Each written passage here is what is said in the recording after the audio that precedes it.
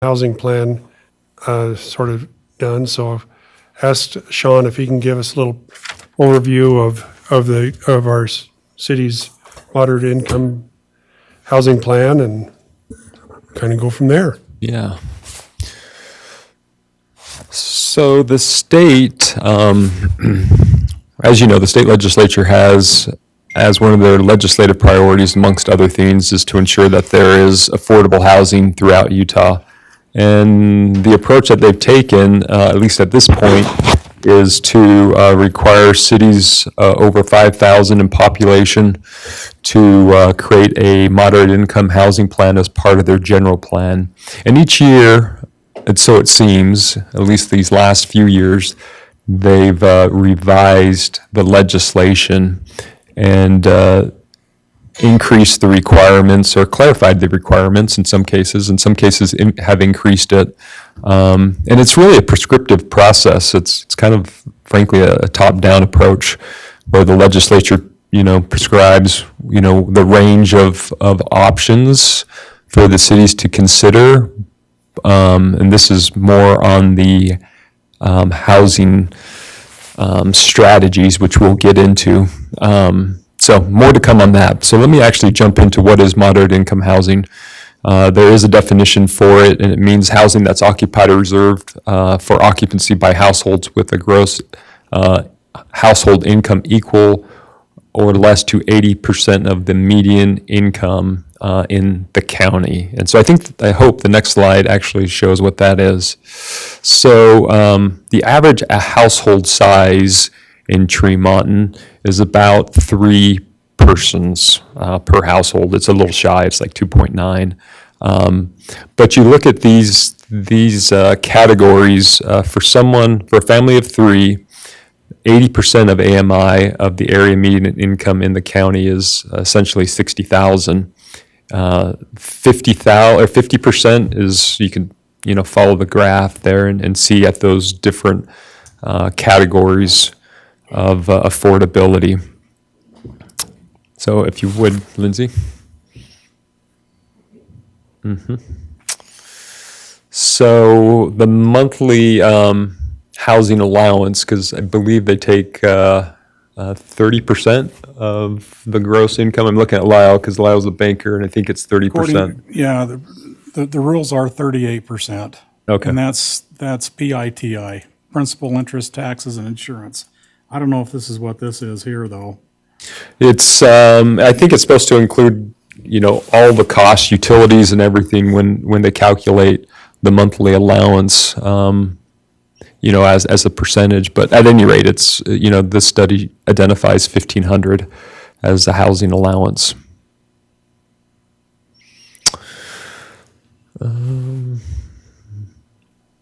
This is just showing the different rates and mortgages. So in today's environment with interest is increasing.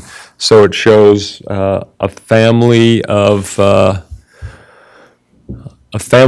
3 who is between the income brackets of 50% to 80% of AMI, and the interest rate is, if it was 4%, the highest that they could, mortgage that they could obtain is $241,000. And then you can just follow the chart and see, if it was 5 or 6. I'll just show you 6%. The high end is $197,000. So this is just setting the stage of sort of the analysis of what affordability looks like in Tremonton. And in the end, it'll try to identify how many, what the shortage is in supply. But I do think there's some concerns with those numbers, and we'll talk about those. So this is just household income. There's a bar graph, as you can see. Tremont is the red. The county is in the gray, and you can see disproportionately that we have more within the income bracket of $50,000 to about $75,000 as compared to the county. The county has, as a whole, has as you go up that axis, you can see the income increases, and you can see how Tremont City actually starts to lag behind the county average. So if you would go to the, let's go one more. Let me finish that. No, I'm sorry, up back. I was just going to see, yeah, there's the household size. Let me see if there's anything else really pertinent. I don't think so. Keep going to the next slide if you would.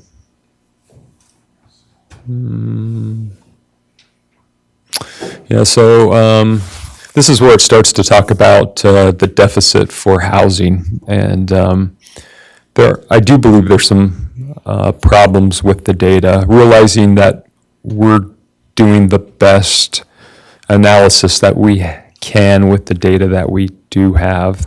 I think the state also recognizes that there's problems with the data. I think they're contracting with the I think it's the Chem Gardner Institute, where they're going to also try to take a look at affordability and some of these numbers and try to get a better, more accurate, demographics and estimates. But what this shows you is those on the far left, you'll see the 30%, 50%, 80% of AMI. So at those income levels, it talks about different shortages. And you can see on the far right column, it's saying what we're deficit on. It's cumulative. So, for example, in the 30% AMI, the study has identified that we're 260 units short. And then you can see it rolls all the way up to that 775. As I understand it, this data is coming from the census, and it's, it doesn't account for. So this is one of the areas where I think that the data falls short. It doesn't necessarily account for people. It just looks at people who are reporting their income at certain levels. So what it doesn't tell us is if they own the home, if they're looking for a home, where they're at in that stage of life. So here's a scenario for you. Someone is on a fixed income. They're a senior. They own their home, but they report to the census that they make, 50% of the area median income, but they don't really have that housing expense. So, that's one of the issues that I think isn't perfect with this data set. So the other thing that I think is underrepresented here is that we have a lot more rentals than we could identify. So as you look at affordability, home ownership is one option. Also, renting becomes an option. In some ways, that is the way that people attain affordable housing. And so we looked at the end of the study. You'll see in one of the appendixes all the apartment complexes that were identified.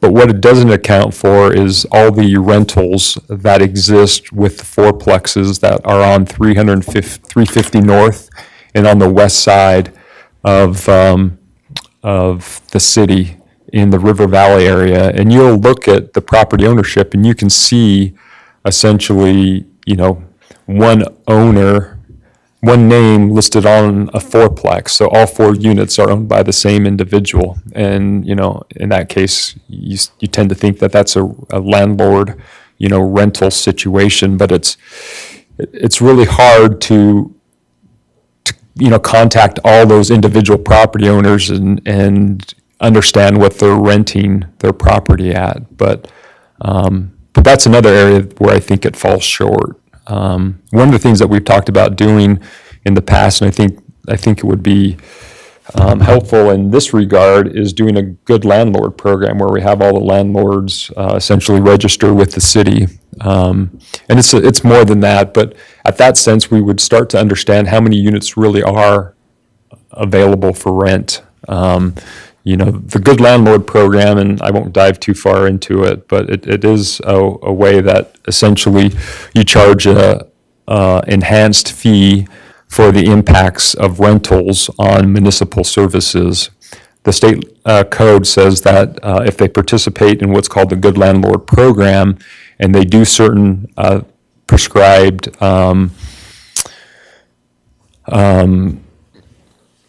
tasks, or I shouldn't say tasks, but if they follow certain guidelines and live up to those guidelines, then they can essentially have that enhanced fee eliminated, such as background checks as part of the Good Landlord Program is a common one.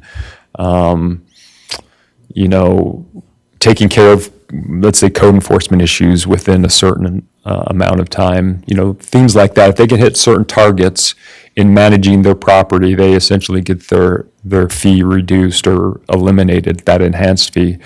But it would also help us to be able to track better how many rentals we do have in the city, because that's a real problem. And, and I really do think there's a tremendous amount, and, we could get on the county's website on property ownership, and we could just pan over, and I could, illustrate, how there's a lot of units that are being rented out that are in the form of fourplexes. So it also takes a look at what we will need in 5 years, and there's additional 225 units. I think they essentially keep everything the same. Go to the next slide if you would, Lindsay, and I think it'll show. So at 200, and I think it's in the 225 range, but in 5 years, they say that our deficit's going to be 997 100 units. So, Hey, Sean, that's just 80 percentile, the 1541. That doesn't include the 50th and the 30th percentile. no, it does. It's cumulative. So when you go back up the other way, that number down there is cumulative, right? Okay. Yep. So you can look at this next table. It shows we start at 775, and then each year, 2023, it's the 819 cumulative, supposing that we do nothing. So that's one of the requirements in the plan, is identify, what the deficit is, identify what the needs are going to be in 5 years, or surplus, depending on how it is for any community. Yeah. Do you think the Madison is in? The Matheson's included in there. Yeah. And, I'll show you those apartments that we've identified here at the end when we're actually in the plan. So that's sort of the analysis of where we're at now and where we anticipate we'll be in 5 years, realizing some of the limitations and shortcoming with the data. So if you would go to the next, just keep going. I think we'll be talking about different strategies. So the state code requires that we pick at least 3 strategies to implement. And these strategies are important because annually we'll need to report on them. So the Planning Commission is tasked with adopting or making a recommendation on this plan and presenting it to you. And you're tasked with reporting annually to the state. And the reporting typically is a follow-up for how we're implementing these strategies. So you can pick as many as you want. I think the state has 23 or 25 options. Some aren't applicable, aren't as applicable in the Tremonton environment. But there are 5 that we chose. So you could have as few as 3. You can have no less than 3. You can have as many as you want. If you have 5 or more, then they give you some consideration for transportation dollars, potentially for projects. And I say that not to get everyone excited, only just to say that if you have an application, as I understand, before the Transportation Commission, they would give you extra consideration for going above and beyond the minimum of 3. So here's the 5 that we have. So one strategy that the state has, which we think might work well, is the expansion of infrastructure that facilitates the construction of moderate income housing. The state code requires that we have implementation measures that are hopefully measurable and reportable, along with timeframes to complete that.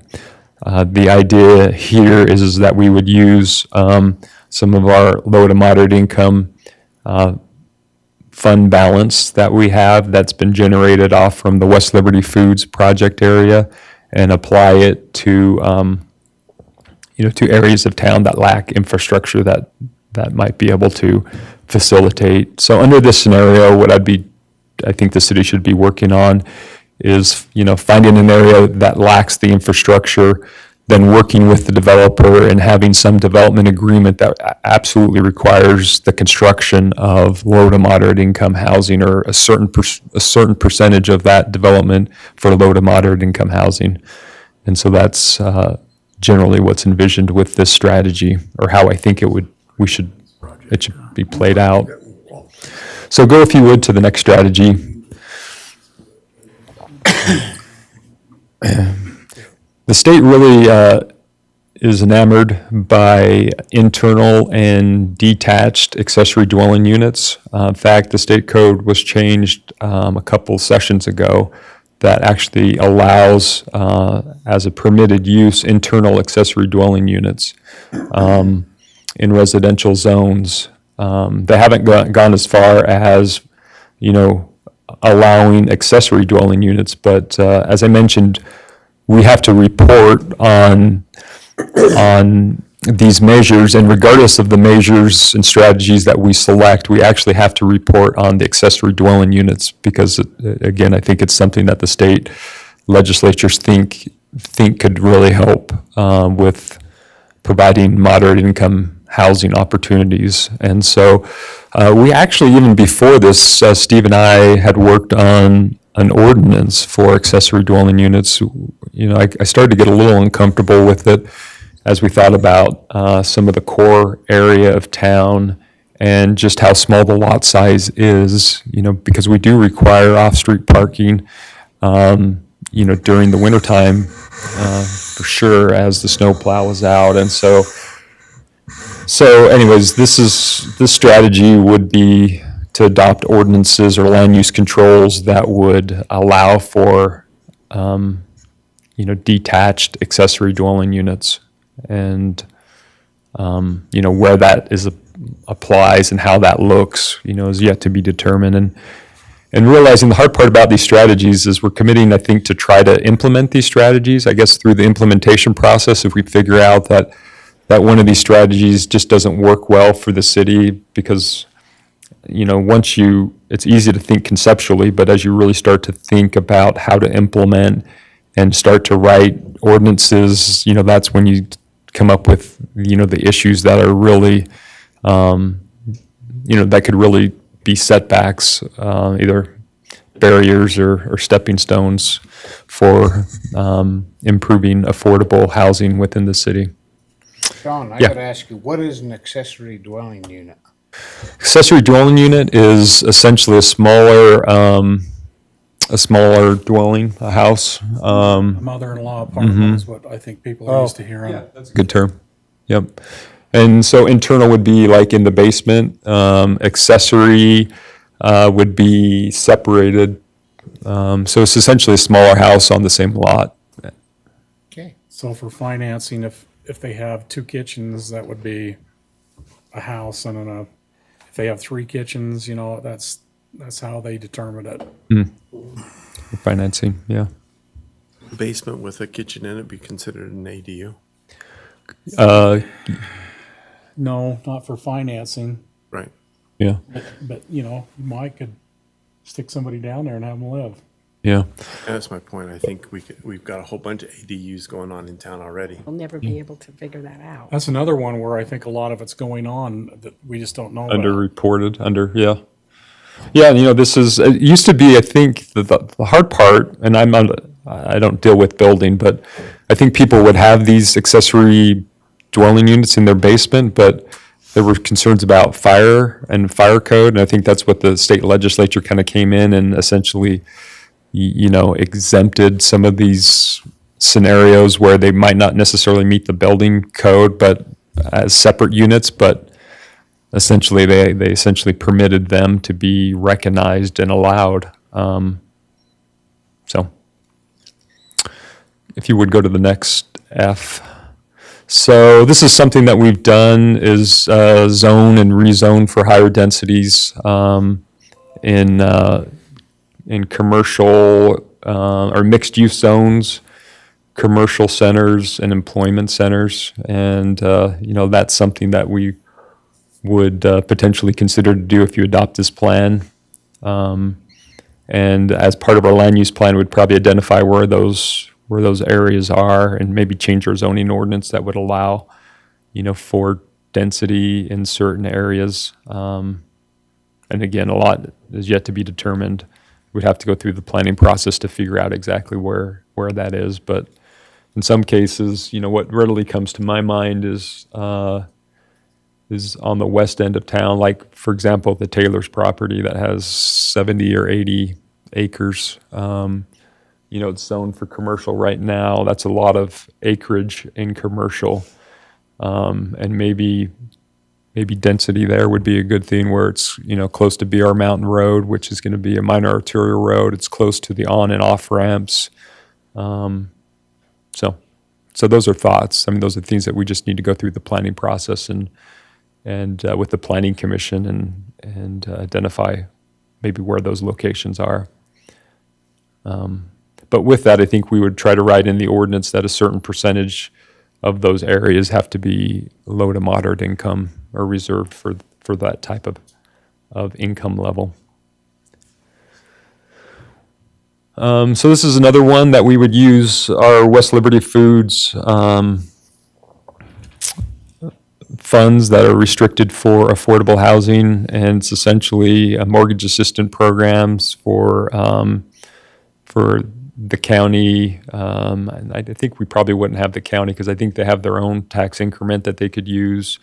It'd probably be for the city and for maybe the school district comes to mind, where we essentially provide some kind of mortgage assistance for those types of employees that have to be making that, 80% of AMI or less to qualify. But that's a strategy that we've identified here in the plan.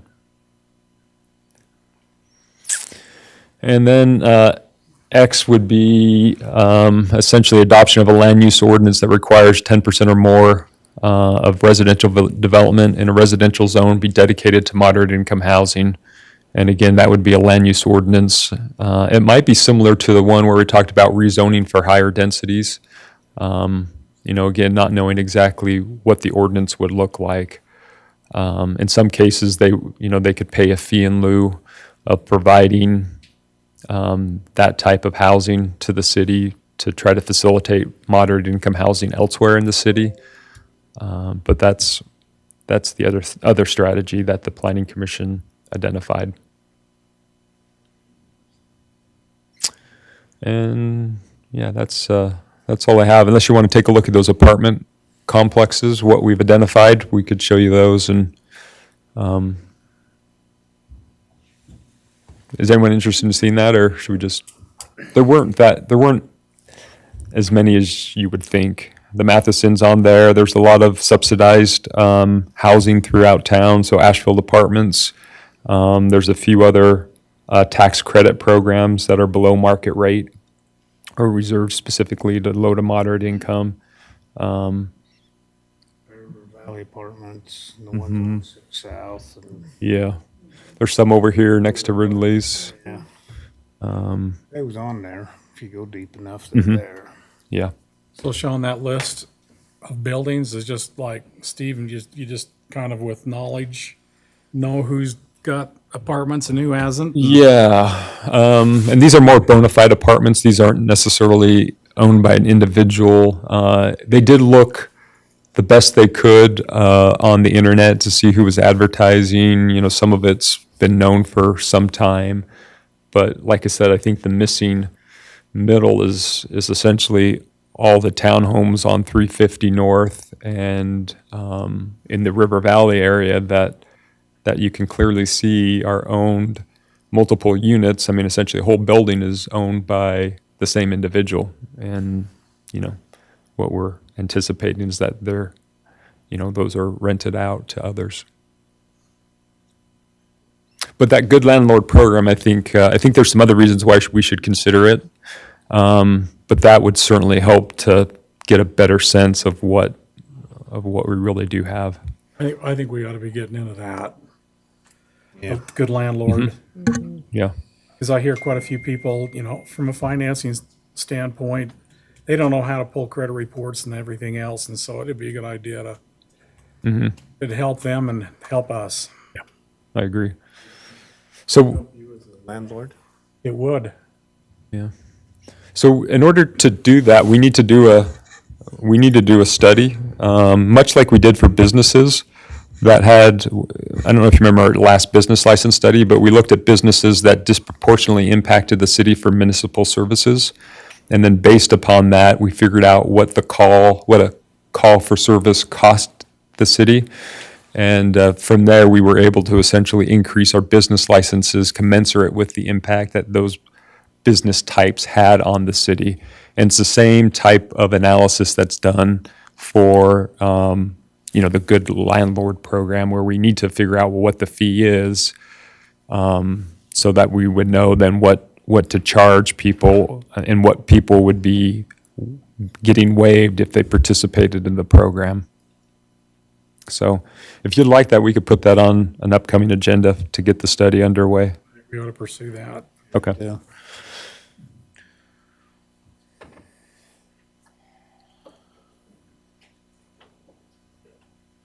I have a question. So the 997 that we are short, at the very top, at the very top of Tremont Street on the south end, you've got lots of dirt moving there that's right there around Blake Christensen's home. That will help us with the 997, right? Is that median housing? Well, it depends on what the actual price point, is. We talked about 241,000 is sort of the target for a family of three that's making 80% of AMI at a 4% interest rate. So depending on what the costs are and what the interest rate is, they could or could not be. I do know that there's an individual who's going to buy, I think, 8 units, and he's going to reserve them for low to moderate income families. So in that sense, I think those at least 8 units we sort of anticipate would help, meet that, that objective. But as far as it being on the market and market rates, we just don't know exactly what those are going to come in at. But it's not single dwellings. They're attached, yeah. On the west side of the canal, as you know, is this detached units, single family homes, and then on the east side is the multifamily attached. So that's the hard part, honestly, is, we don't really have control over the market. And I guess that's why the state wants us to intervene, try some of these new measures and strategies, because, we can, in the past, we've zoned property, but we haven't had those controls to really, make sure that it actually ends up producing low to moderate income housing because of some of these market forces. And so this is sort of a little bit more invasive of an approach, by adopting land use ordinances that would, regulate or require certain percentages. But I think that's what it's going to take probably to actually see the creation of affordable housing. I think the irony, honestly, is that as for example, that last strategy was, essentially, requiring 10% of probably a certain size development would become low to moderate income housing. Well, those costs are still there. And what that probably means is that it's going to increase, I would think, as I'm just thinking logically through it, it would increase the cost of the other units. So those 10% would be, less, would be more affordable. And so I think it's sort of a little bit of a shifting of some of the costs. I've had a lot of time to think about this because I've listened to it several times. So there's a couple things I'd like to say. Sure. I think that our data is horrible, okay? Because right now it's showing 50% of our houses are low-income housing. You know, people that qualify for that, and that's not the case. It's just not. And so that data itself is driving some measures that I don't think we ought to be taking right now. You know, this 10%, if that number drops dramatically, then why would we do this to our developers? You know, I think I have a problem with this measure number Z, or excuse me, strategy X, which is the 10%. And I also have the one with the zoning. You know, it seems like we're doing a knee-jerk reaction to some data that's not accurate. And so do we really want to go through and start rezoning off of data that's not correct? I think we got to go through and get the data correct first. And if it supports the argument, then yeah, then maybe we need to do this. I would suggest that we just do the 3 strategies and drop those 2 this year. You know what I mean? And get the data correct. And then if it supports it, then maybe we need to go that way. But because I really like the ideas of infrastructure and getting utilities in that to these areas and putting money aside for that. I think that's a win-win no matter what we do.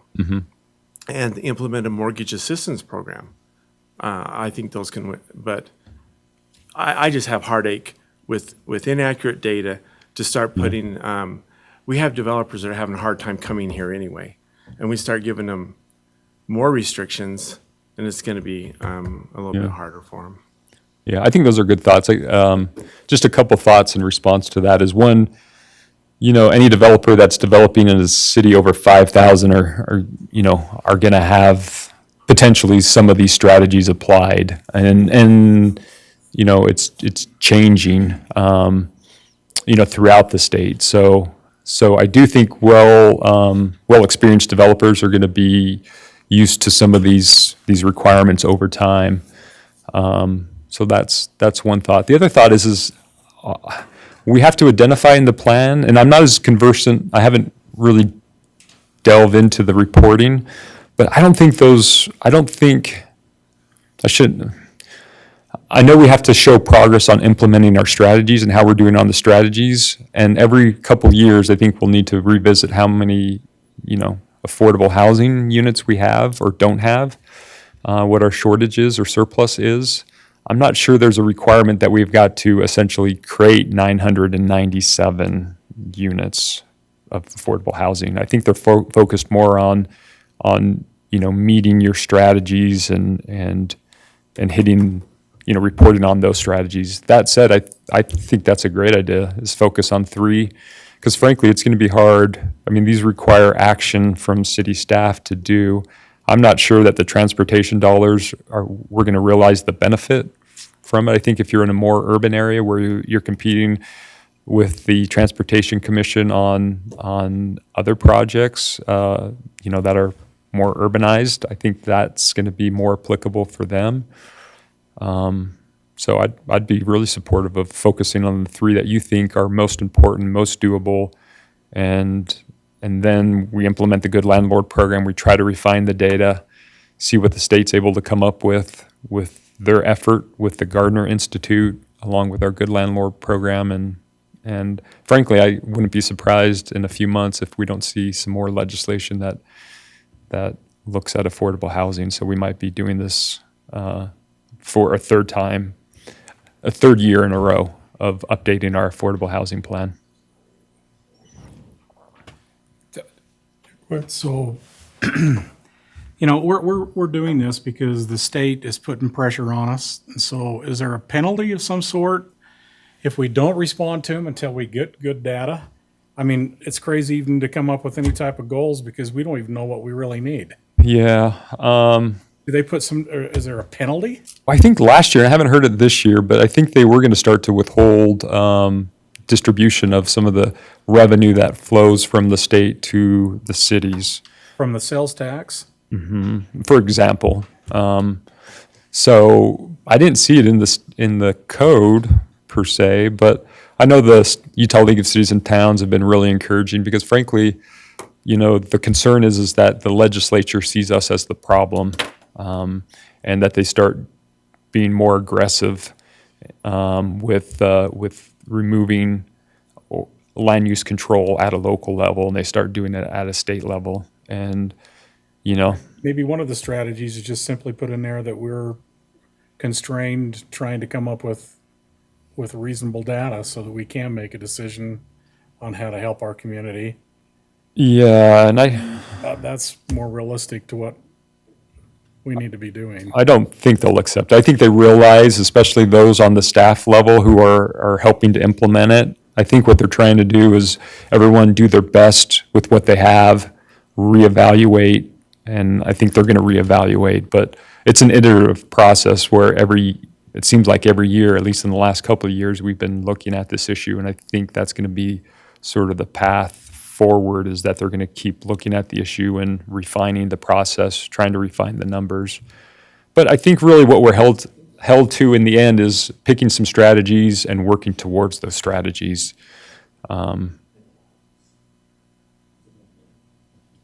I just, as I look at those three strategies, I agree with what Lyle's saying, you know, we got a better data, but even if this wasn't given to us as a, anyway, I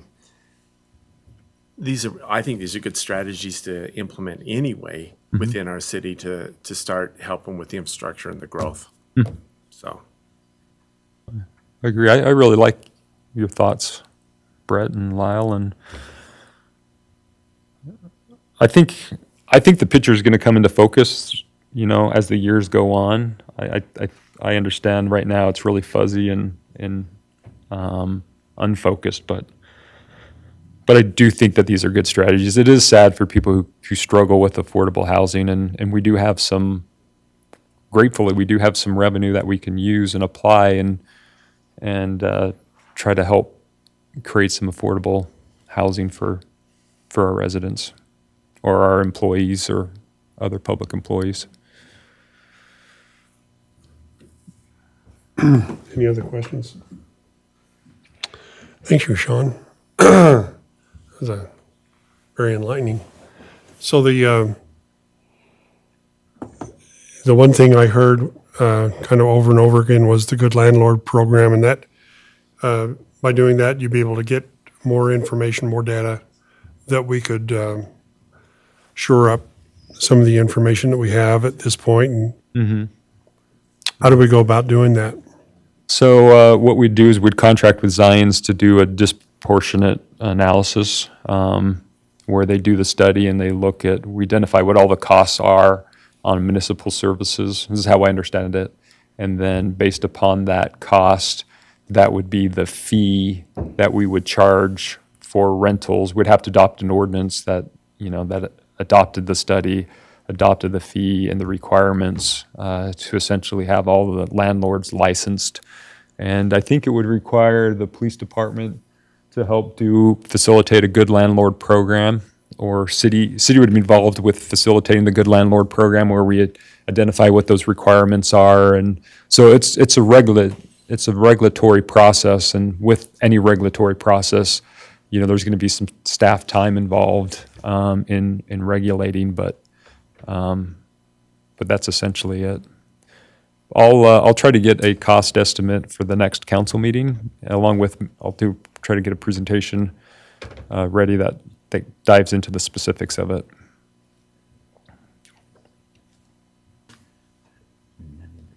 Good.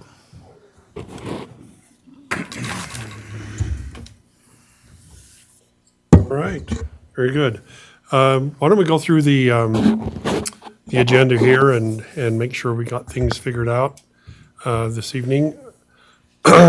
Opening ceremony, Brett offers the prayer and Lyle offers the the pledge.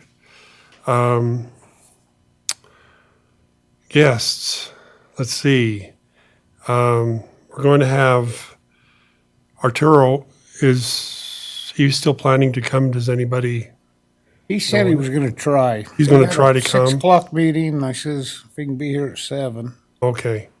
All right, Chris and Chris Mortensen. I think he's tied up on a deal, but I can set on it. Yeah, Will you just kind of take care of it for us and we'll, okay. Sounds good. Let's see. We got the citizenship awards that are going to the elementary and intermediate school students. And then the mosquito abatement, I'm sure they're planning to come. Okay, we have a public hearing tonight. We're going to be talking about the annual implementation budget and enterprise budgets, capital funds, and so forth for the period of July 1 to June 30th of '23. Sean, can you kind of bring everybody up to speed on this? Actually, Mark's worked on it. Maybe so Mark it would be the better one. Yeah. Mark, can you do that? Yeah, so in June, we passed the fiscal year 2023 budget, and we tried to do our best to estimate all of the expenses and revenues. But each year, 2 or 3 times a year usually, we open up the budget to amend the budget. You know, we do a good job at trying to see the trends happening in the revenues and the expenses. If there's any one-time expenses or revenues like grants that we weren't anticipating in June, then we'll recognize those.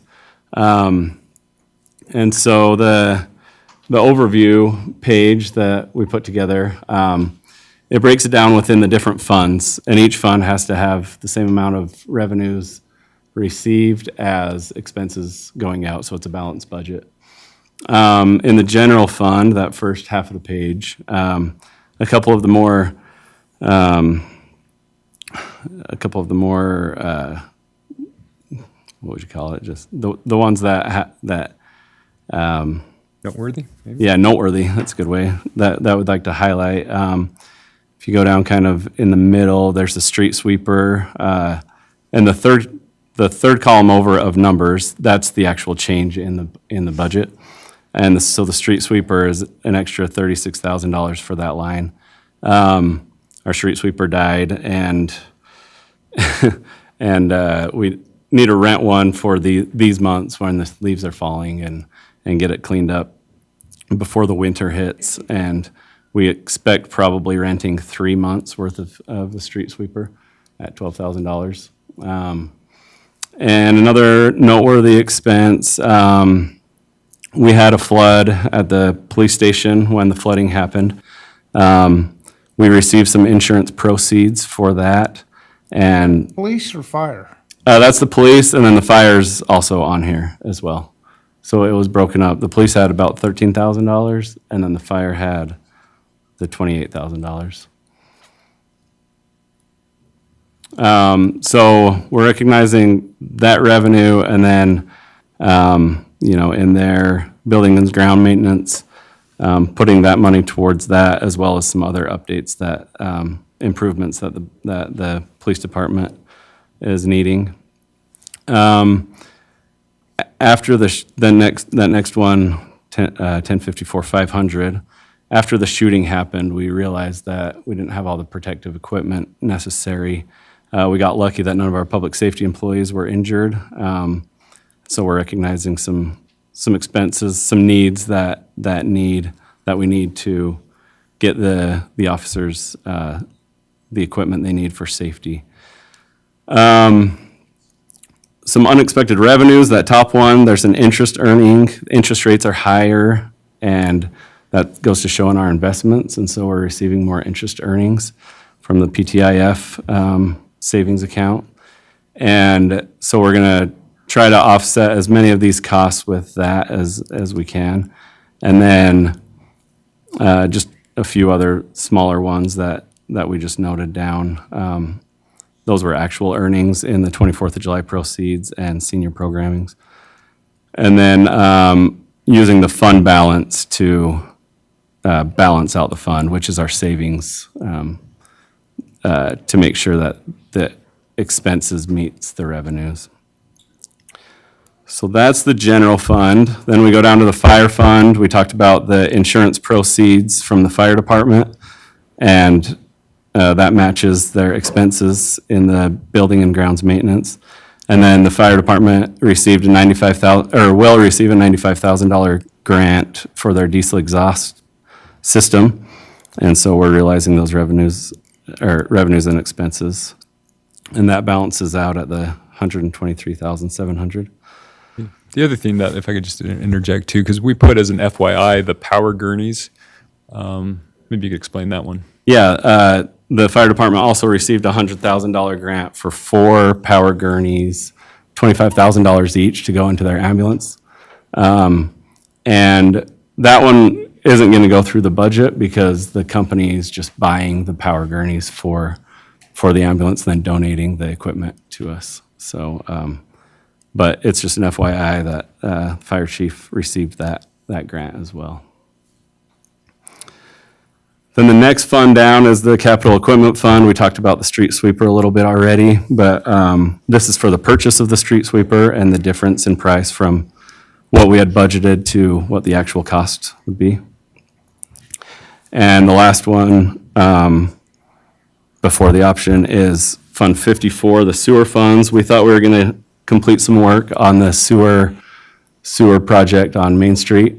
But none of that work was completed last fiscal year, so we're just putting this balance forward to this current fiscal year so we can complete that project in fiscal year 23.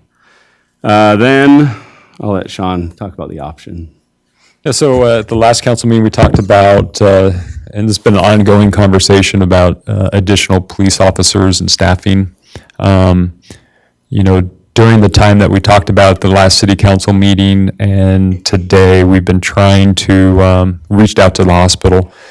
And they actually have quite a bit of call volume. And as I mentioned, we did that impact disproportionate study relative to businesses and their impact on the police department. Well, the hospital's impact for the city for policing is represents about $22,000 of expense, and so I did reach out to the hospital administrator, started that conversation, and told him what the fee would be. That's something you could do rather quickly as far as implement that because we've already done the study, and it would just be more or less instituting that portion of the study. That said, Justin and I are going to have a conversation with the hospital administrator next week. I think they're thinking that maybe they'll bring in-house security as a way to mitigate their impact on the police department. So we weren't able to find, the point of mentioning that to you is we weren't able to find any ongoing revenue streams that would support an additional officer. At this point in the budget, it's really difficult, other than, the things coming in higher than expected. It's really hard to change some of our revenues. And I've always suggested that when we have staffing, that represents an ongoing obligation, and it's best to match that ongoing expense with ongoing revenue. And so, the ones that we typically end up talking about are sales tax or property tax. And property tax is stable, sales tax is not necessarily stable. We're actually in a point where we're seeing our sales tax grow rapidly. And so so you could certainly in the future, next fiscal year, reevaluate where that long-term revenue is going to come from to meet that ongoing expense. And I think any of those two categories, could be appropriate. We've spent a lot of time talking about sales tax and property tax, so I'm not going to go back into that conversation at this point unless you want to talk more about it. So anyways, at this point, if you wanted to exercise this option for an additional police officer, and talking to the chief, there is no vehicle that's needed. This police officer would be assigned to the strike force, which is a department participating, or multiple departments participating in creating a strike force or a team of officers that work narcotics, typically within those cities that participate. So it's the county, it's Brigham City, and historically it's been Tremont, although Tremont's currently not participating because of some of our staffing shortages. So this officer would participate in that strike force, and the car would be provided by that strike force team.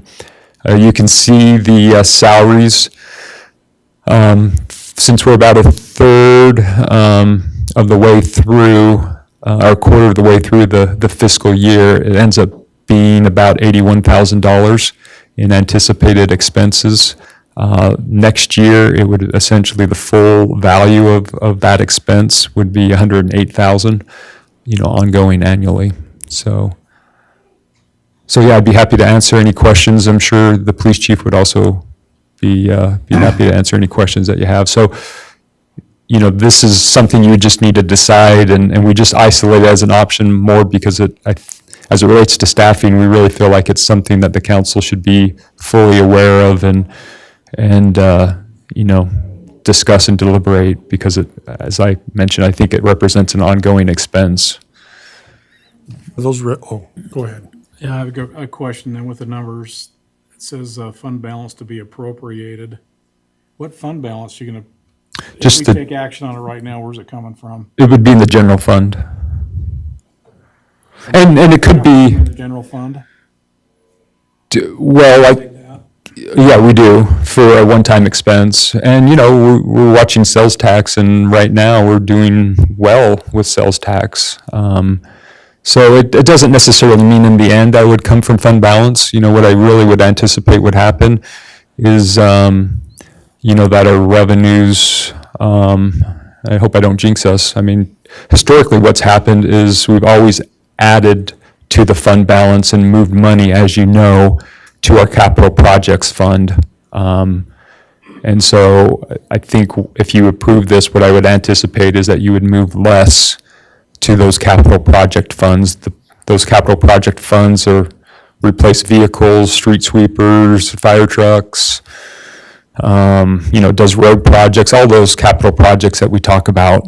And that's what I think over time, if we always rely on sales tax for some of these added expenses, you're just going to see the ability to do those projects diminish.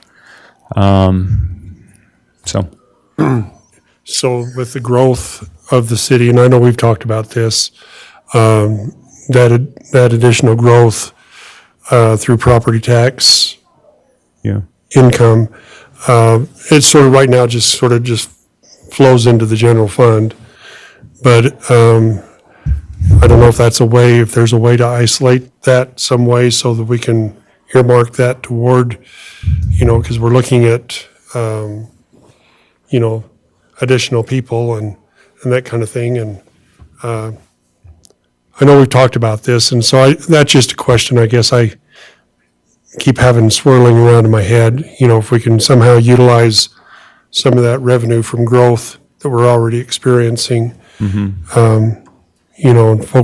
earmark that toward personnel and that kind of thing. It is ongoing income. Yeah. It's ongoing revenue because it's property tax.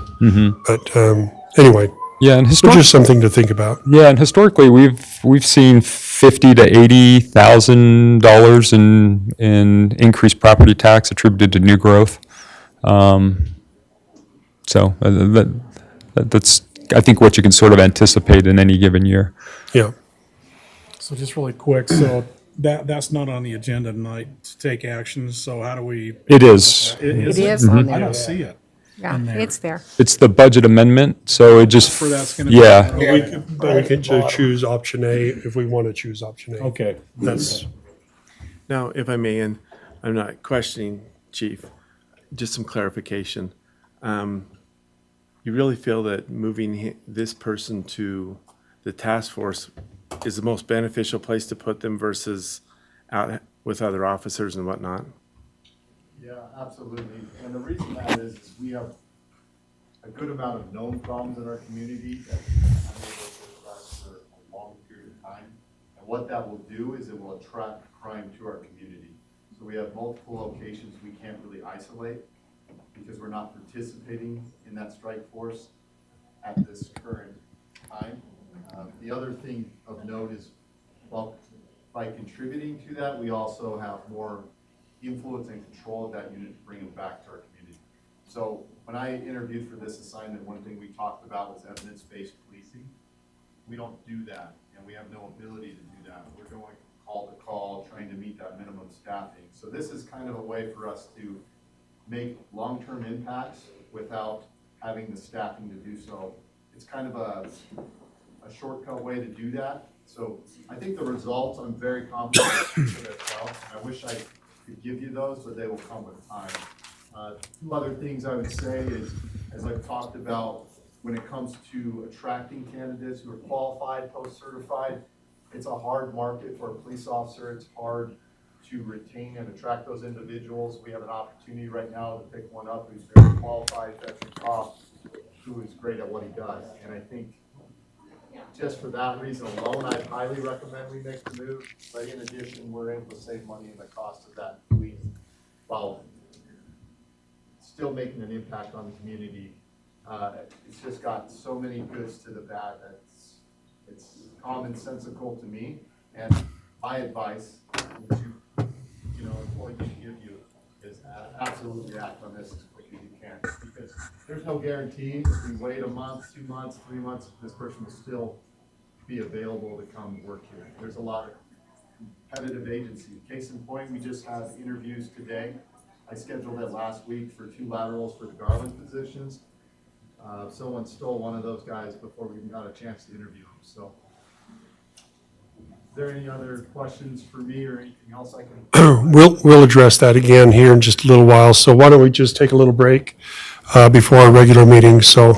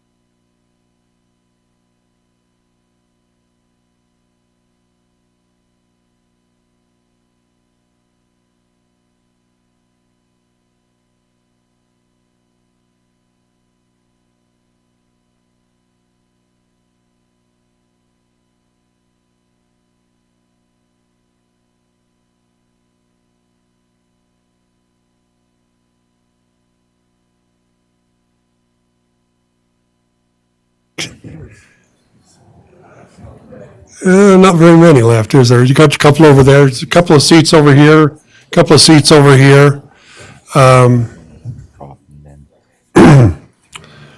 Well, we'd like to welcome you out to our council meeting, city council meeting this evening.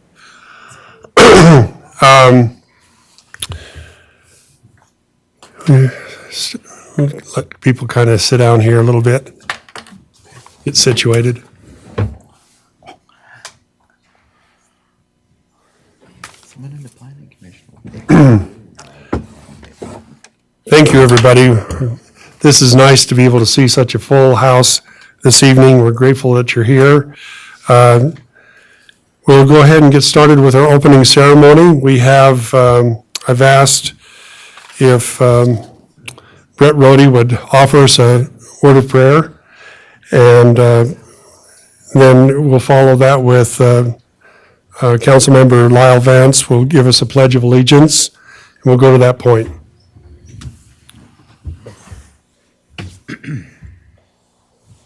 Our Father in heaven, we're grateful for this opportunity to meet together with the citizens of Tremonton. Grateful for them and grateful that we can serve. Father, bless us this day that we can represent our constituents well. Help us that we can know what we should do.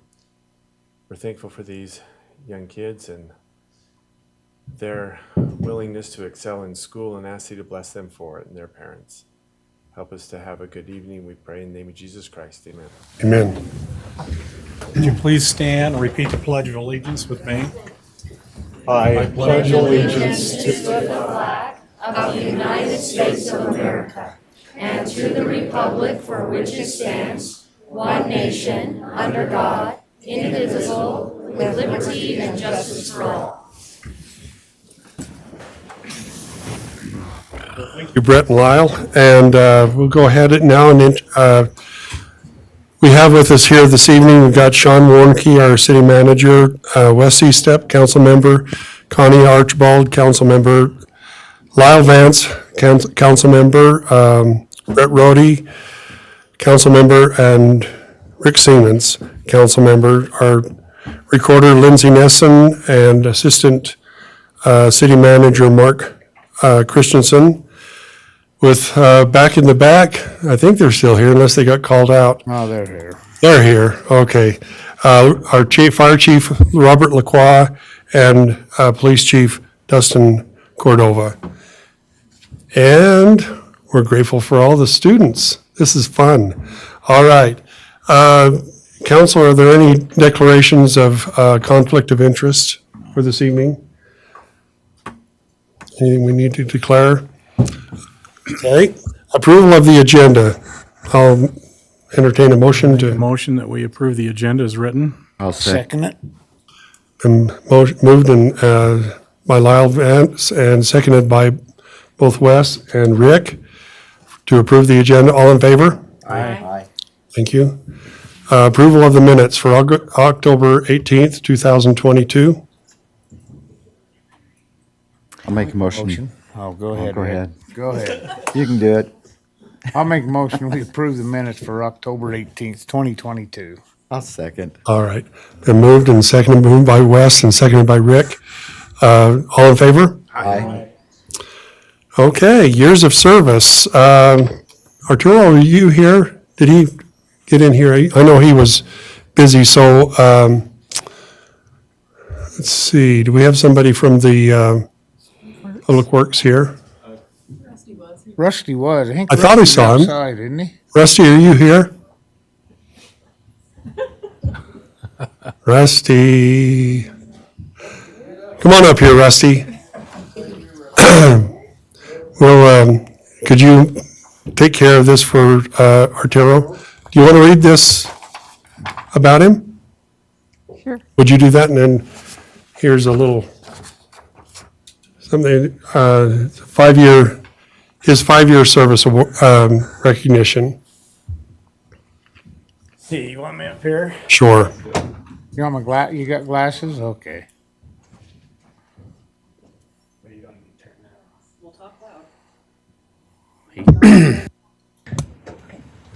Arturo was born in San Diego, but was raised in Long Beach, California. He was the baby of the family of 5 older sisters. He was the kind of kid with a mischievous side and was a funny and daring kid. As a kid, Arturo aspired to be an actor. Well, that's something I didn't know.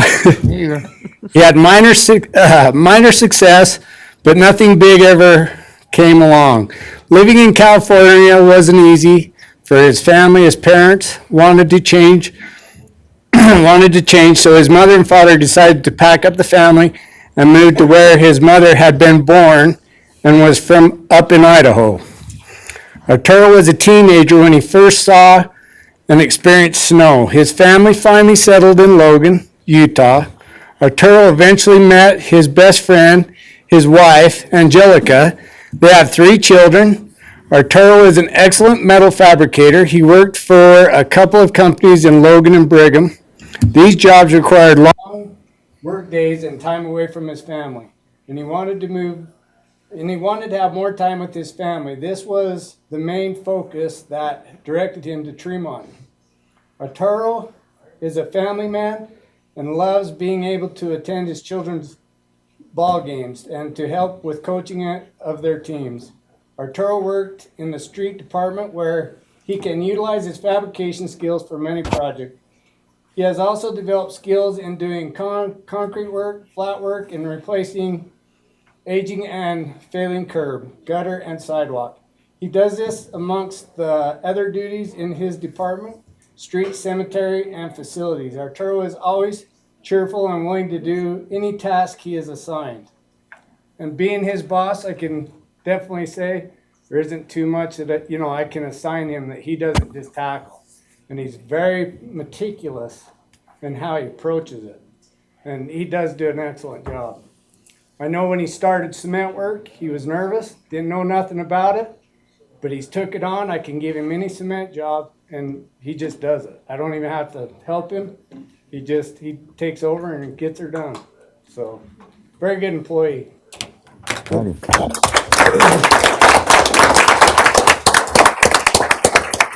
I'll make sure he gets that. Okay. Check on him that he gets that too. Yeah. Chief, Dustin, are you, Gordo? Okay. Our next, we wanted to recognize Chris Mortensen, our police detective, and to give that a recognition, we'll have the chief do that for him, and I've got this for you when you get done. All right, let's see. Chris is here. Yeah, Chris, come on up. Chris, come on up. There he is. Come on up. Should be getting used to this. So I'm just going to talk about Chris real briefly. First thing he told me today, because we talked about this, and he doesn't want to stand in front of everybody. You can tell. Has to. This is the longest job that he's had where he's stayed there and continued to work in that career. And that says a lot as far as the appeal in this profession. He talked about how he loves to be a cop because he can help people while helping other people overcome bad life situations. It's a real sense of servitude, and it's something, I immediately picked up on Chris just from our interactions. He's here to help people. He's here to serve other people, and it says a lot about his character. He enjoys a small town environment. He likes working out in Tremont and Garland. He gets to know the community. He loves talking to people, getting to know the people he serves in our community as well. He has done 2 years in patrol, 3 years as a detective, 3.5 years in the jail, so he is an experienced officer. He follows up on all the toughest crimes, we'll just say that, violent crimes and crimes involving people. And I know it takes a special kind of person to do that. Having worked as a detective, I know it takes a lot of selflessness and dedication. And in my opinion, Chris is what I would call a big fish. And what I mean by that is he could easily go and work for a larger organization and be ranked there with some of the top detectives. I've had the opportunity to work with a lot of people over the years, and he's definitely one of those people where he comes to work, he works all day, every day, probably too much for his family to love. but he's highly dedicated. He doesn't just punch the clock. Every time he comes to work, he gives 110%. He takes those cases really personal. You know, he cares, and that says a lot. And that's what we need in police officers. So I'm very proud of you, and I'm happy to have you working for us. Thanks.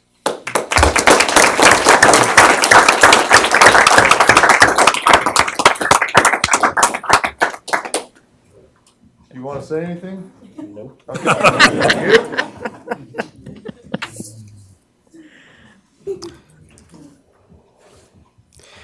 We certainly do appreciate Arturo and Chris for coming here, or for their years of service and for what they do to add to our community and make it a better place.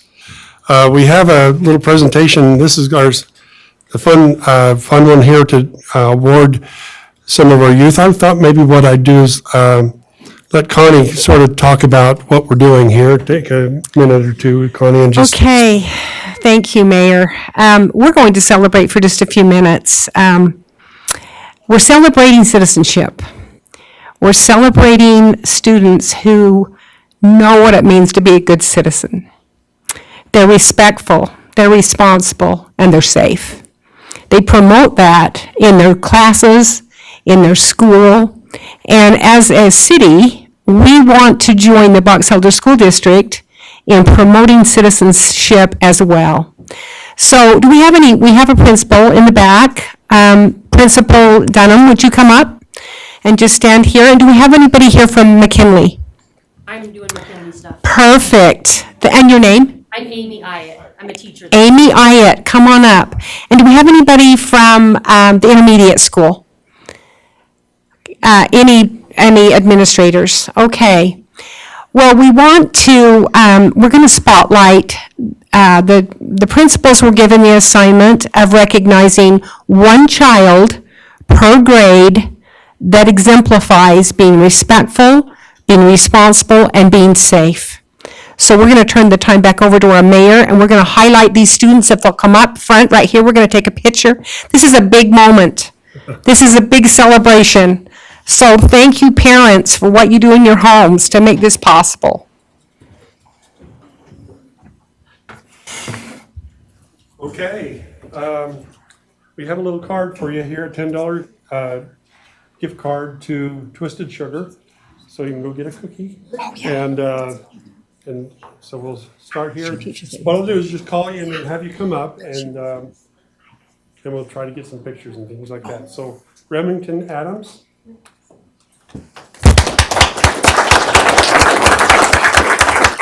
Come up here. Charlie Ann Peterson. Yeah, why don't you come around? Come around here.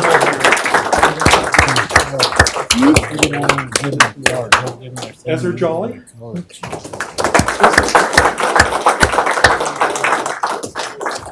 I can do that. Yeah. Jordan Curl.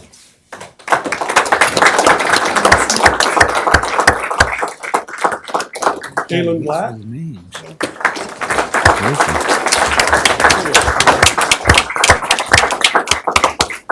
There you go. Jackson Kendrick.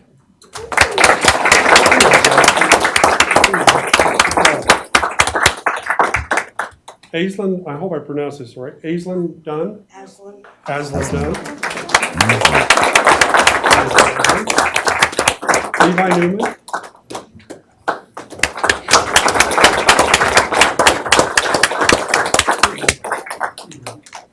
Ellie Larson.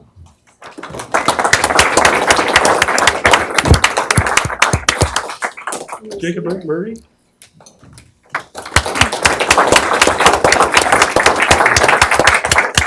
Lincoln Fernandez.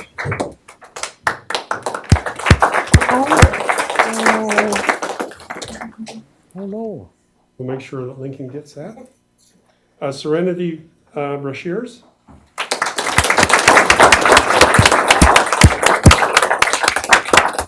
Kaya Ramos.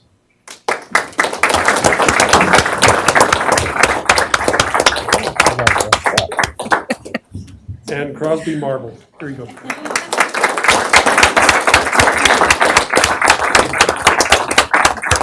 Oh, and you know what? Okay. here we go. There's your gift card. Don't worry, kids, we're gonna make sure he didn't take all them cookie Yeah. cards home. I felt guilty. I seen one of them really smile when they found out a cookie card. These are gift cards to Twisted Sugar, right? That's right. Supporting our local businesses, so that's part of this too, is supporting those, and so congratulations. I think we want to get a picture of everybody, so I'm just going to stand here behind you. And what, can we maybe just kind of crowd together just a little bit so we can hit? Go back. How's that? Go up. Just stand there, hit back up, yeah, there you go, there you go. Perfect. One, two, three. Awesome.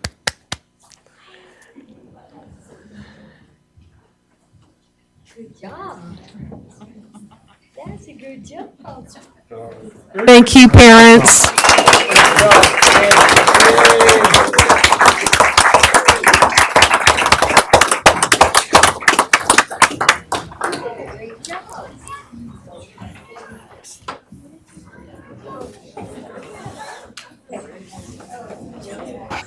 These are some of the future leaders of our community, so they're off to a good start.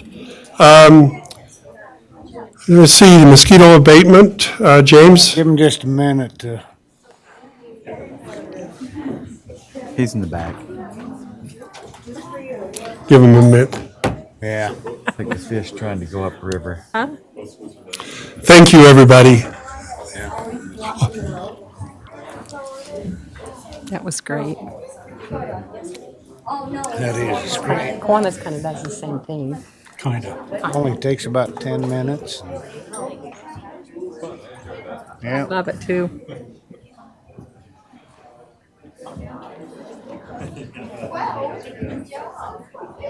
Gives them some exposure to Tremont and City Council and, Probably the first time most of these people have ever well, seen city absolutely. council. What's that? Probably the first time most of these people have even been here. I'm sure it ain't gotta be an amended budget. All right, James, yeah, We know yeah. that we gotta get more chairs. Just tell Paul to buy 20 more chairs, 30 more chairs, whatever. Cause he says, I gotta have money for them, just for nights like tonight, and then we don't have to. Yeah.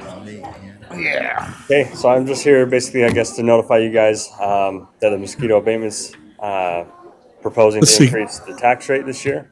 I'm gonna pick up that mic. I'm here. Oh, did it? You hear that better? Oh, No? Talk loud. Talk loud. Yeah, so with the mosquito abatement, we're proposing to increase the tax rate this following year. Total dollar increase would be $280,000 or $260,866. Reason for the increase is basically just to maintain current operating standards as fuel prices and wage for seasonal employees are increasing. Just makes the budget needing to be raised a little bit. So the percentage of the increase is 25%, basically raising it from the tax rate of 0.00016 to 0.0002. For the average household, that's about $8-9 per house per property. For mine, example is $7.25 would be the increase Per year. per year. Yeah, so that's per year.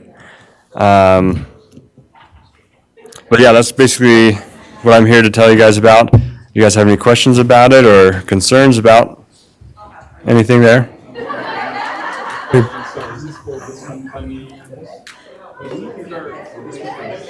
It'd be for next year, yeah.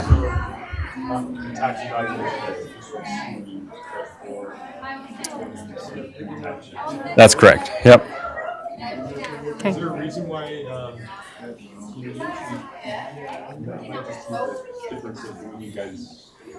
their fiscal year. yeah, usually we do ours in June Yeah, or August timeframe for the people population. Looks like you November, well, November 8th. Yeah.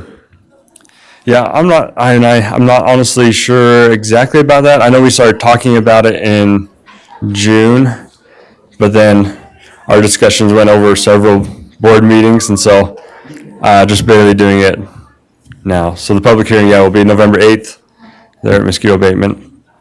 And then, yeah, won't take effect till next year. So I know this sounds crazy, I probably should know, but I don't. Do we pay taxes? Do we pay, I mean, you and me do on our houses and everybody here. Does the city pay into any taxes for the mosquito abatement? No, we're an exempt. Okay, I thought so, but, So it would just be commercial, nonprofit, the churches typically are exempt as well. But anyone who's not exempt, which okay, commercial residential. I didn't know, I mean, it wouldn't have mattered, but. Yeah. All right. Thank you very much. Yeah, thank you. James? Yeah. Thanks. Get after those mosquitoes, man. They're about gone this year. They are gone. They are. Are, gone. is there the West Nile or anything like that? Have you got any issues with that? So for Box Elder County, there was no human cases this year. I think there was a couple horse cases, but no human cases for Box Elder Okay, this year. okay, thank you. Yeah, Thanks. Just to clarify, so James, as you probably remember, was appointed to represent Tremont City, I think a year or so ago. Almost a year ago, yeah. Yeah, and so I think I think his term's maybe a 4-year. Does that sound about right? 15. I actually don't know. Anyways, so he represents Tremont City on the mosquito abatement, and he was actually a former employee. I think he used to work seasonally there at the district as well. So, but lives here in Tremont and, on the south end of town, if I remember right. Yep. So anyways, it's great to have him represent Tremont City. So if you have questions, he's know a where to good go. resource. Thanks for your service. you're always really good to come out and you do take, at least our neck of the woods, you take pretty good care of watching out for the mosquitoes and keeping them under, Yeah, thanks, yeah. So like, keeping them controlled. All right. We have a public hearing. Amendment, let's see, we're amending the Tremont City annual implementation budget for 2022 to 2023. General fund, capital funds, enterprise funds, special funds for the period commencing July 1, 2022 and ending July 30, 2023. Public hearing is now open.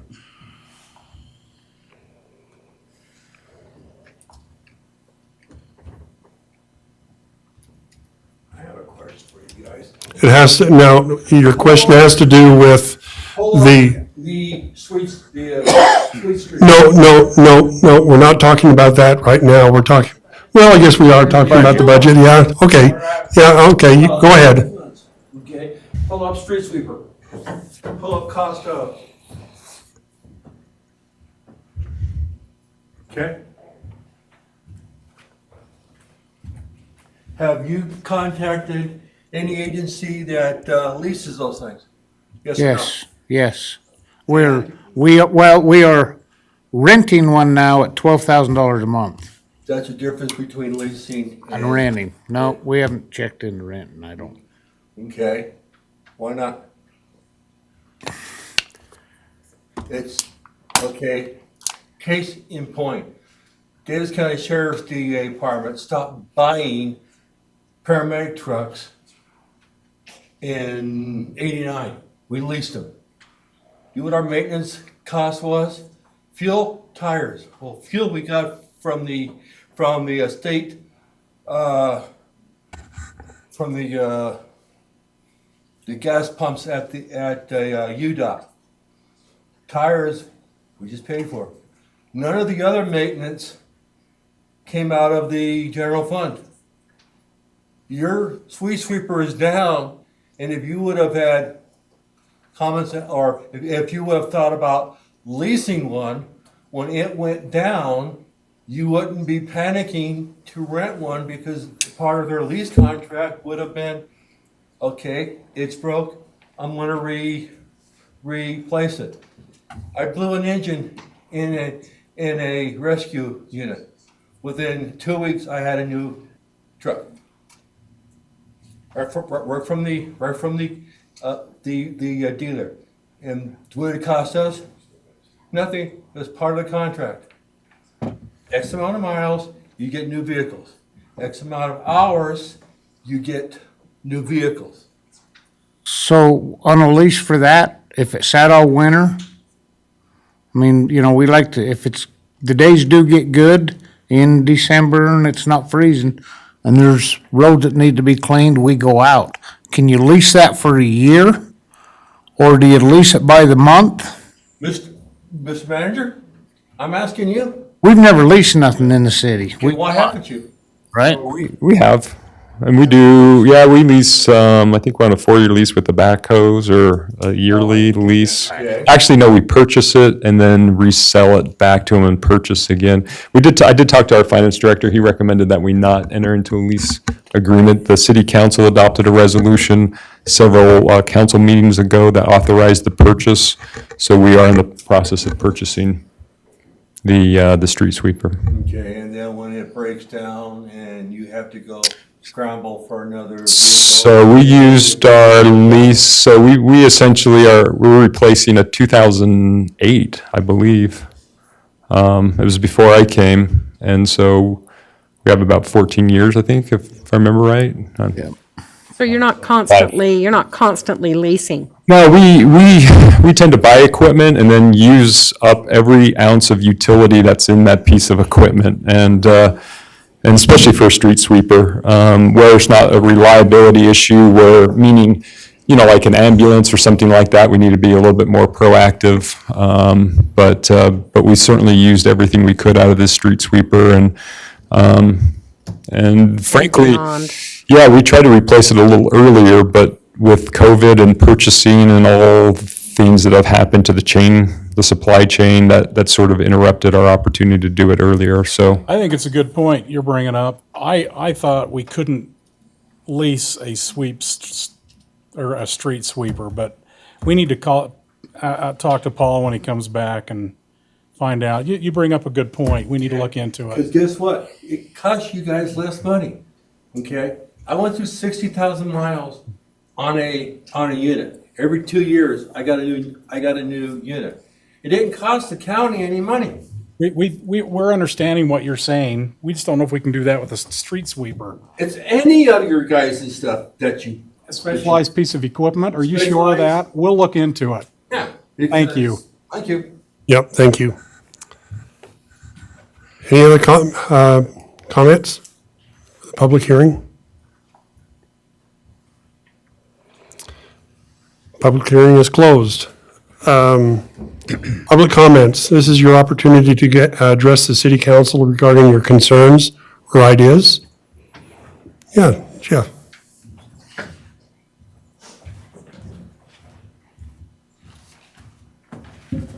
My name's Jeff Hote, one of the city residents here, and thank you for the opportunity.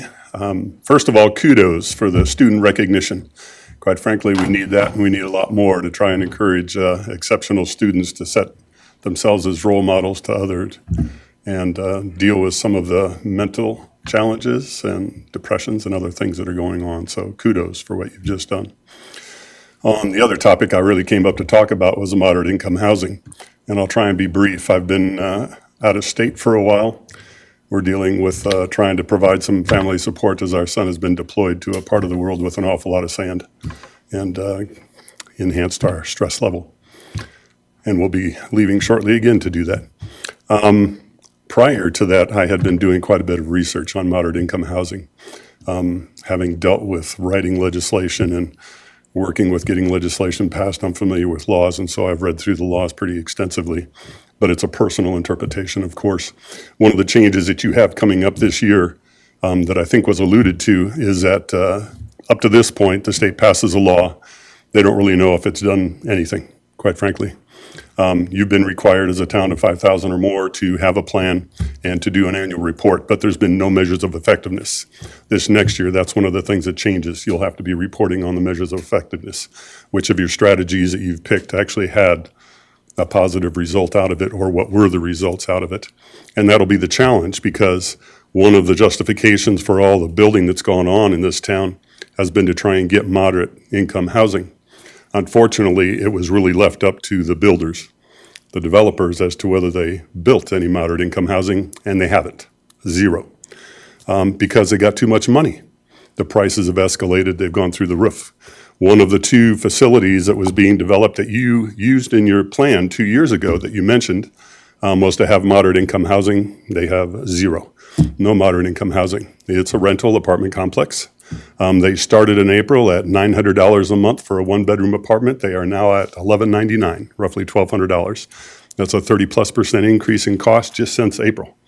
And what a person pays, and obviously that's not moderate income housing for a one-bedroom apartment. So it's a real challenge. Also glad to hear that you're going to start to work on the data. Wouldn't debate. The data that you have now, is it valid and reliable? Two key terms for statistics and numbers. Probably not. Unfortunately, you shouldn't be looking at that now. That should have been a forethought a couple of years ago. And you should have been implementing contracts or getting that data put together. So at this point in time, when now you're going to have measures of effectiveness kick in,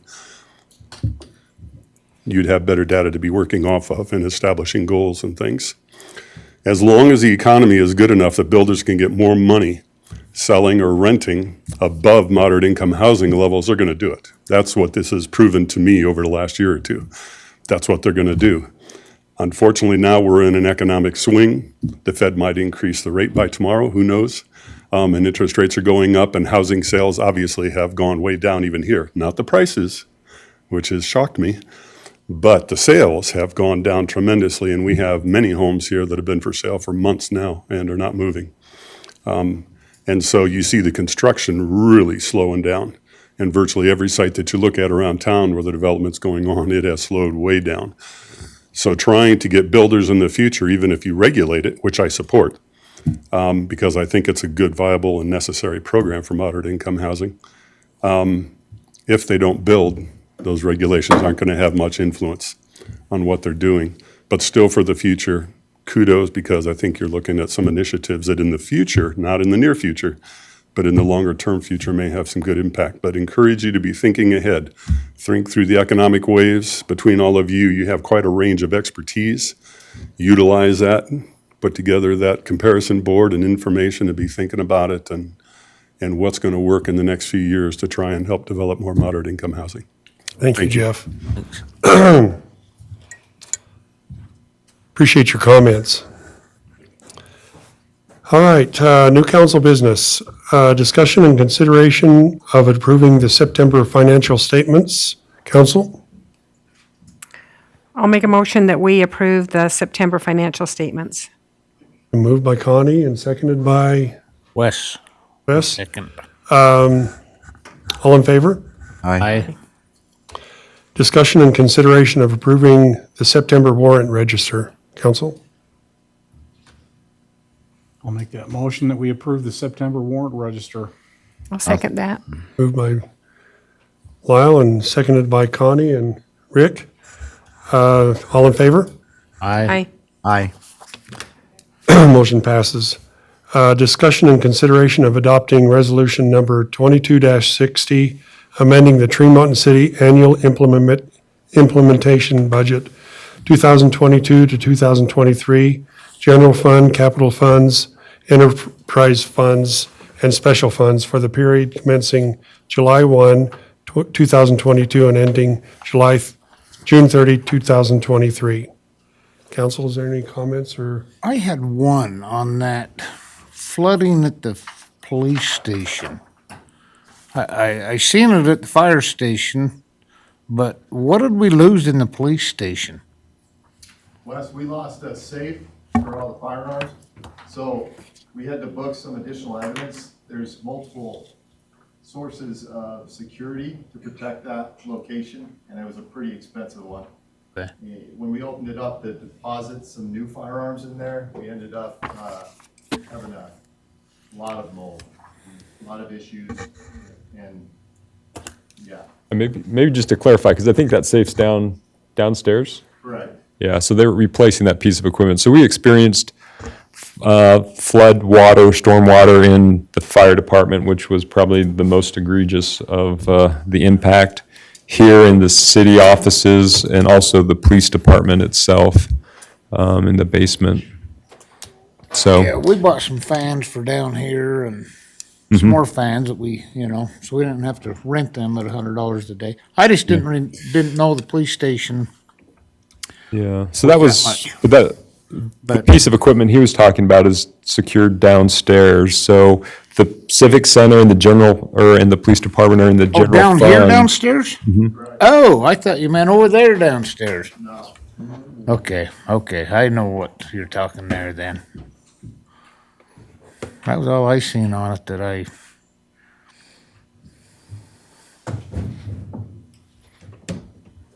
Any other comments? Yes, Mark, the other concern was there's quite a bit of money in overtime for the Parks Department. Parks, Yeah, it seemed like it was, $1,000. I thought I read, And I saw it earlier. Yeah. yeah, so there's 3 overtime that are included. One is for council meetings. Lindsay has, she has a hard time flexing her hours because she's working so much all day and then comes here to council meetings.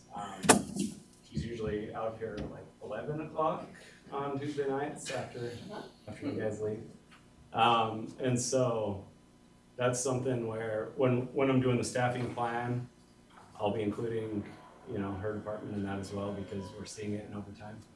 Shari as well, she's seeing a lot more ambulance billing come through her desk. So she has a lot of overtime expenses in the treasurer department as well as, but it stems from the ambulance billing.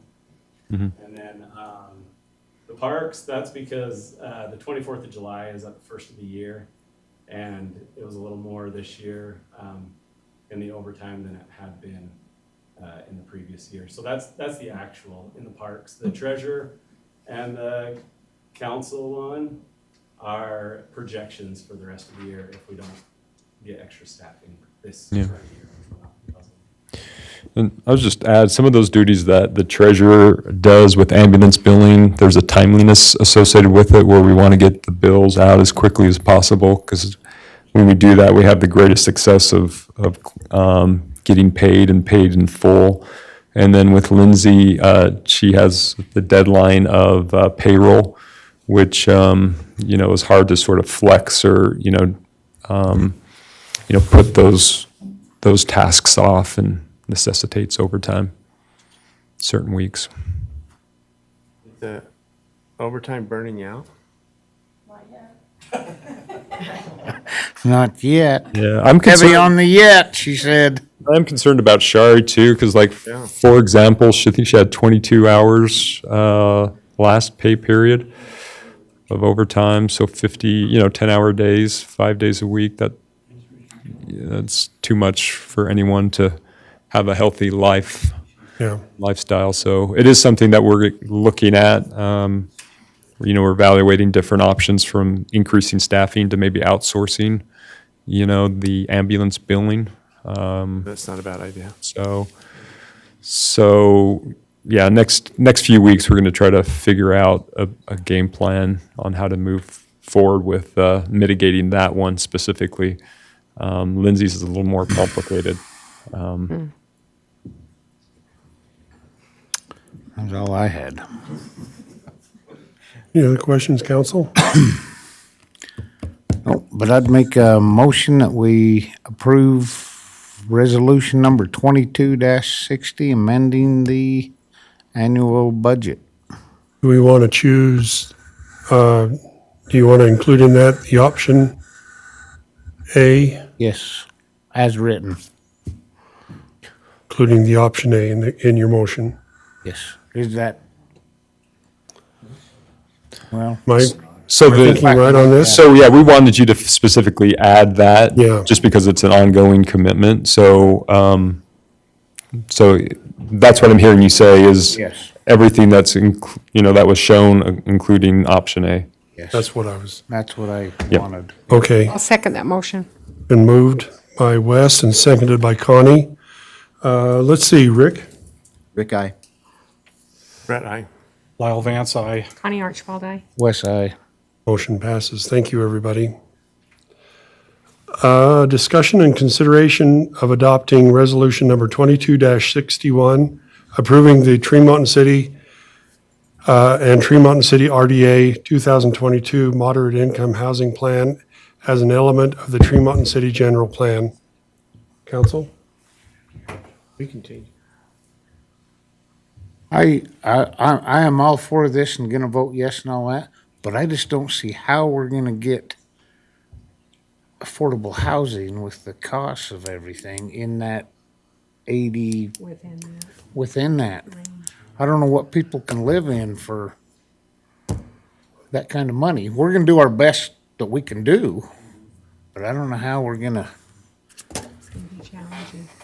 Be very challenging. Yeah, and our piece is just to choose some strategies and implement the strategies. And so I think we have some good strategies. I really liked Brett's thought of maybe trying the three that we think are the best at this point, and just continue that evolutionary process of trying and reporting and getting our data in a better.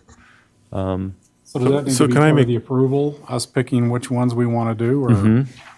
Yeah, those are all up for, the analysis is what it is. I'm not really sure we can do much So can I take there. a stab at it then?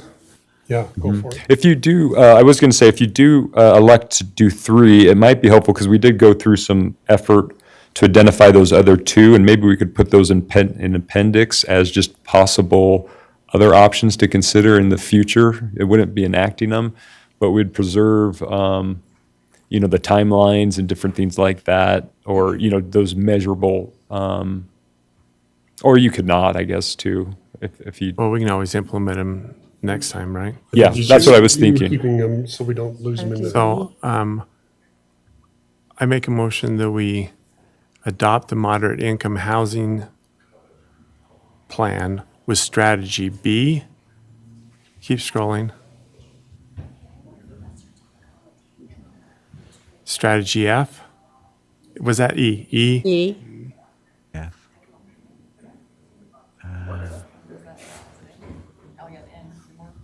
Mortgage, I think you talked about. the And mortgage N. system. Yep. And those were the three that I thought would be really effective this year. I think the other ones are good ones, but I think we need better data in order to. So are you okay with putting those in the appendix, those other twos, just to keep the, As long as we don't do anything with them I think they're just. Yeah, that's what we would do. right now. Okay. They're open options, but we don't have to. We'd just write a narrative that said, this was discussed but not implemented. Yeah. I second it. Okay, we've got a motion by Brett, second by Lyle Vance. Let's see, Wes, West I. Connie Archibald, aye. Lyle Vance, aye. Brett, aye. Rick, I. thank you. Motion passes.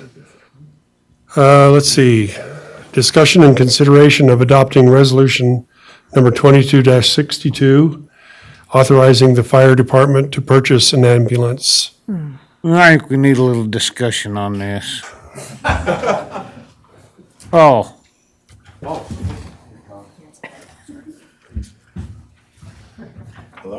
Hello. So, first of all, I want to start off, and I'm sure you're aware that I resigned as the fire chief, and that I just want to thank everyone for the opportunity over the last 2 years, especially the men and women of the fire department, all the council, and your support over the last 2 years. So, I want to say that first. And I also want to introduce the interim fire chief right now. Chris Scothern's going to be the interim fire chief until one is selected. Chris has been with the fire department for 8 years. He's a great fireman, great EMT, and I have 100% confidence with Chris, his ability. So we've been working the last, 3 or 4 days, going over the transition because we got a lot of open grants that need to be closed and figured out. So anyways, he's the right guy for the job. So anyways, thank you. And I did get a $36,000 grant for ballistic gear, and it should be arriving soon. So that's also coming up. And as how well. nice a gear did you say it was? It was way better than a cop's gear. He'll be taking it from us. He told me that today. So, yeah. That's a new grant? Yeah, so I had it open for a while, and I just found out that the equipment's starting to arrive, so I'm excited about that. So it's 16 sets of gear. We already had some gear for active shooter incidents, and so this will allow ballistic gear on all our apparatus. So moving forward, so. Very good. So it should be coming up. Yeah, stuff's super expensive. So, and I also want to recognize Sean as being my favorite boss so far, and Lindsay's been awesome to work with, and Shari and the whole staff, so. So go on down. Where am I on that list? He comes in and actually. He's actually the assistant chief because I see him all the time, and he helps me make a lot of decisions. So anyways, but as far as the ambulance goes, it's, the fire department has been getting ambulances every 2 years because we're hard on ambulances based on a lot of mileage going to Salt Lake, the weather, and we put a lot of wear and tear on the ambulances. So they did 4 years prior to several years back, and they started doing every 2 years. So this will be replacing a 2008 Chevy ambulance. It has about 150,000 miles on it. It currently doesn't have four-wheel drive capability. So this will be replacing that. It's about a 18 month to 24 month build. We had a committee formed, picked out what we need, especially we're now 24/7, so it's also going to have the firefighter capability with SCBA's in there so they can also help fight fires. Along with that, so we went out to a couple of bids. We got Horton, and then we went out to Rocky Mountain Ambulances, who we bought ambulances in the past. The one thing about Rocky Mountain Ambulances is they didn't come back with a bid at all, and they wouldn't lock in a price, and that's my concern. Over 2 years, they wouldn't lock in any price from currently. So Horton was our spec, came out at $268,000.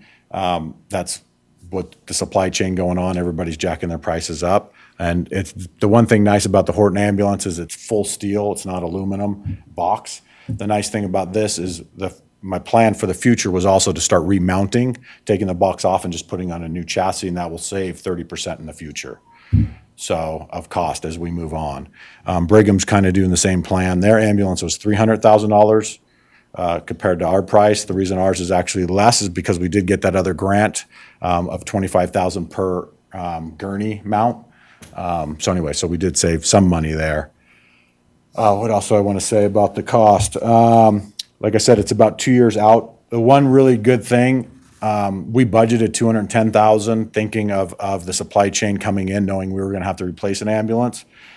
I'm grant searcher, so and I applied twice for the Utah competitive grant, and I lost out. And I've talked to them quite a bit about losing out on the grant money.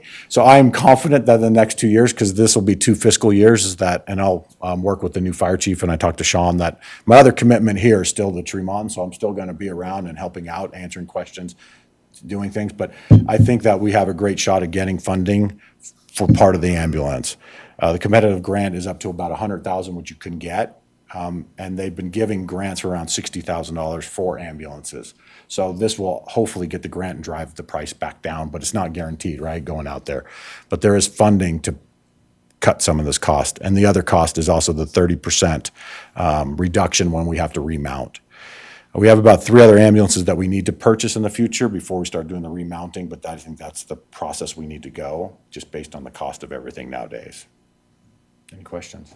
Yeah. I do, Ken. Yeah. Sure. So we're 2 years out before the ambulance gets here. 2024. So, and we have budgeted 210. Yes. And we're needing 300 basically. 250, So yes. are we going to be upping because we're going to have to purchase another ambulance? Yeah, it's gonna be 2 more close. years. I mean, we're looking at that, right? Yeah.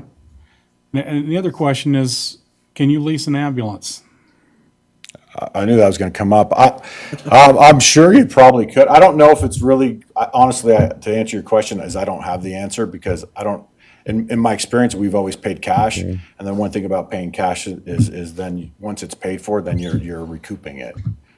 And our ambulances, the other thing that, when I took over as fire chief with recommendation also from the staff, I want to give them credit, is we rotate our ambulances too. So every month we have 5 ambulances. The oldest one, this one is strictly the rodeo ambulance right now because it's old and we don't want to use it, especially in the wintertime. But our other ambulances, we rotate monthly, so they get less miles on it, and we're using the equipment, right? So beforehand, we would never use the 4th out ambulance, and all the equipment that was in the ambulance was expiring. So now we're rotating our ambulances. So I kind of looked today to see what our last ambulance that we bought, we're putting around 17,000 miles a year per ambulance. So. We've done lease purchase agreements, and I'm not sure if they just do a straight out lease where we, used it and returned it. But we used to do lease purchase agreements as a way of funding, ambulances in the past or fire trucks, but it's kind of a lease to own scenario. But we ought to at least see those numbers so we can see if it's a good idea or not. Yeah. It would be good. And then the last question I've got is, you're going to be close by. Can Tremont and City hire you? I'm not being facetious. To do grants, it takes a certain kind of person Don't say hire. who understands. But let him live in our town if he'll help us I write wonder if there's a grants. way that we can work with you to continue that. There's got to be a way. Yeah. Because you have got all kinds of grants, and that's been thank you for everything you've done. But we're going to miss out on that knowledge. Yeah, I talked to Sean in depth over this, and I'm going to help out. So as far as funding, as far as about being paid, it's not about the money, it's about the community.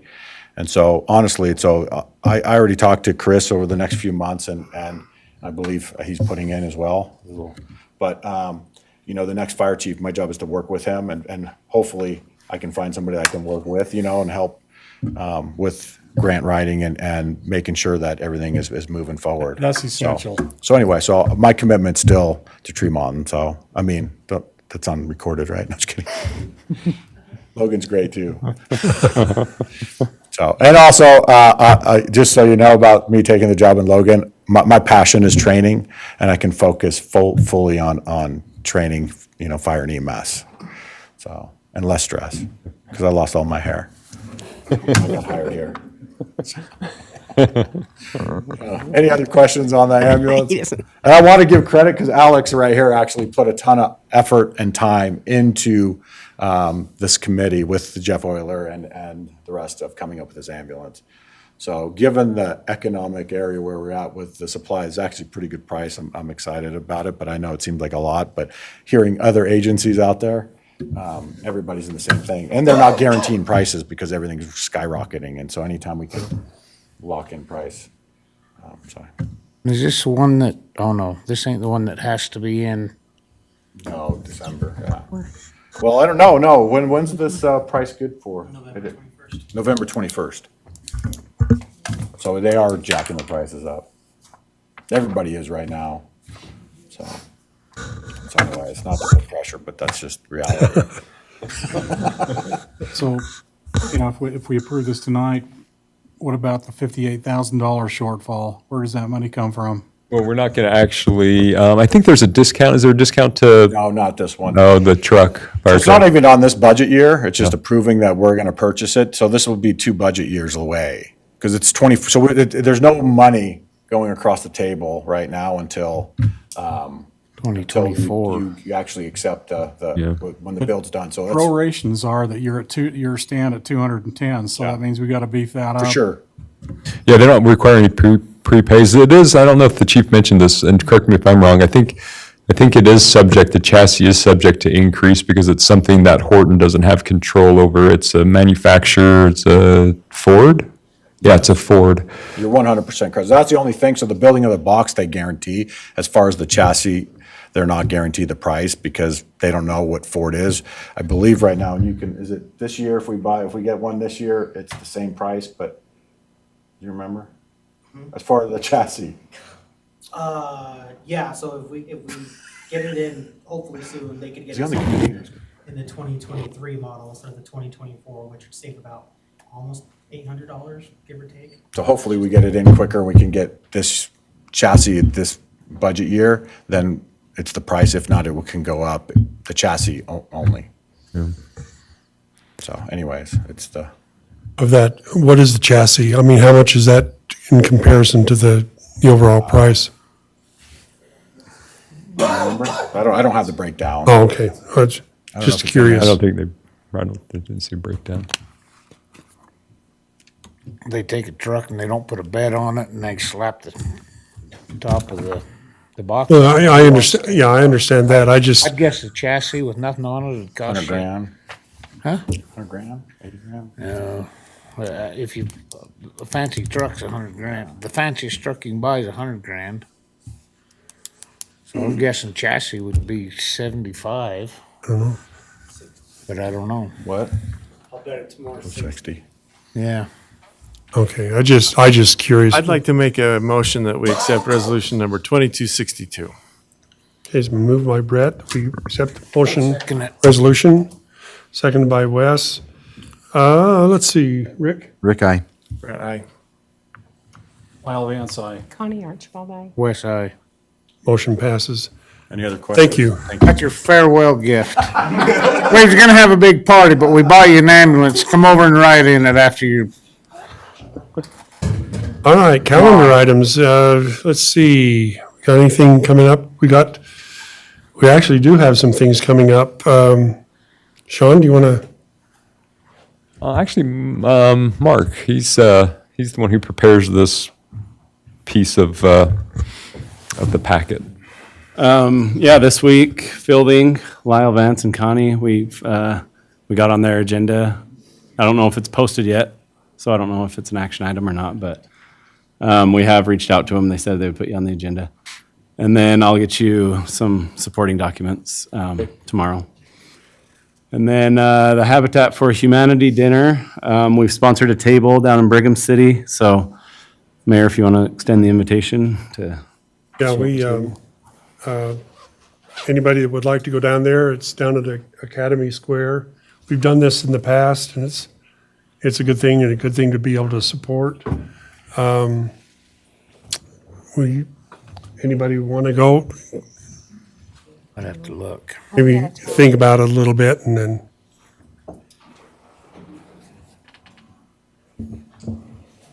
Then a couple community events that would be fun to go to. I know Sarah talked about the holiday extravaganza, but before that is the Turkey Trot. That's coming up on Saturday, November 12th. Really fun 5K race. If you want to come and help with it or run in it, it's a good time. And then the holiday. Oh, this heads down Tremont Street, don't it? Yeah, goes down Tremont Street to the South Stake Center and then down to west to 10th West. Oh, what kind of help do you need? We get Gonna the start youth it city here? council. Well, it starts at the food pantry. Food pantry, okay. Mm-hmm. And I mean, handing out shirts, or we get the youth city council to help, and we usually have plenty of help. So if you want to come and just support, I think that would be fine. And then the holiday extravaganza is the next one. I'll pay somebody to run in it, but I'm not running in it. I'll buy you turkey if you run in it. How's that? And they're gonna be expensive this year, but. Special invite for ugly sweater contest judges. So Saturday, December 3rd, 1 to 4. So What day of the week is that? Saturday. And what time did you say? 1 to 4? Okay, I should be able to go to that one. December 3rd. And we need to be there from 1 to 4? When we get closer, we can get you the time. Okay. We're still working on the exact Okay. timeline. It's pretty brief.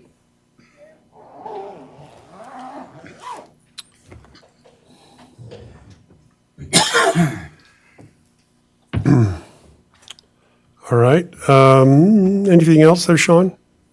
You know, in this category, it's follow-up assignments, and there was a public comment about the crossing intersection at 6 North and 300 East. And Chief, do you mind coming up and talking about what you were able to obtain?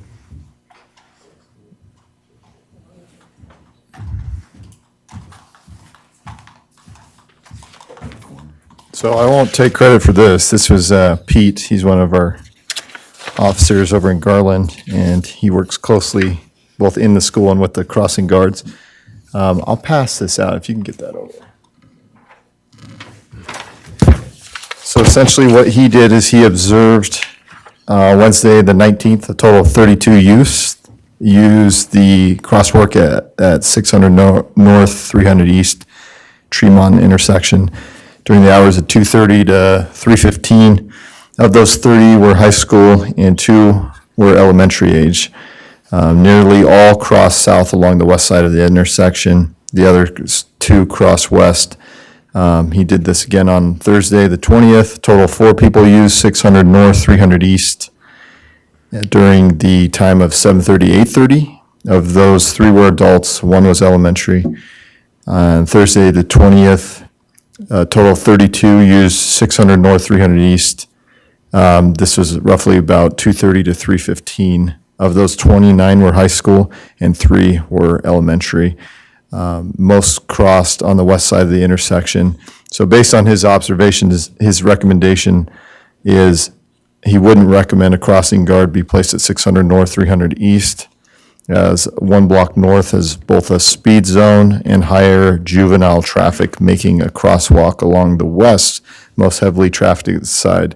And we were looking at adding the crosswalk, so this is more regarding where we should do that based on his observations. He also has a cool little chart, and that's why I passed that out, just with what he saw in the different intersections. It's easier to visualize, at least for me. So, yeah, that's what we have on that.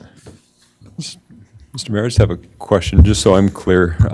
So this is crossing, you said south, so this is not crossing 300 East where the speeds are a little bit higher and there's more higher traffic volume. This is stopping essentially where vehicles are crossing, where vehicles are coming to a stop at that intersection. Is that right? When you talk about the south? Right. Okay, that's what I.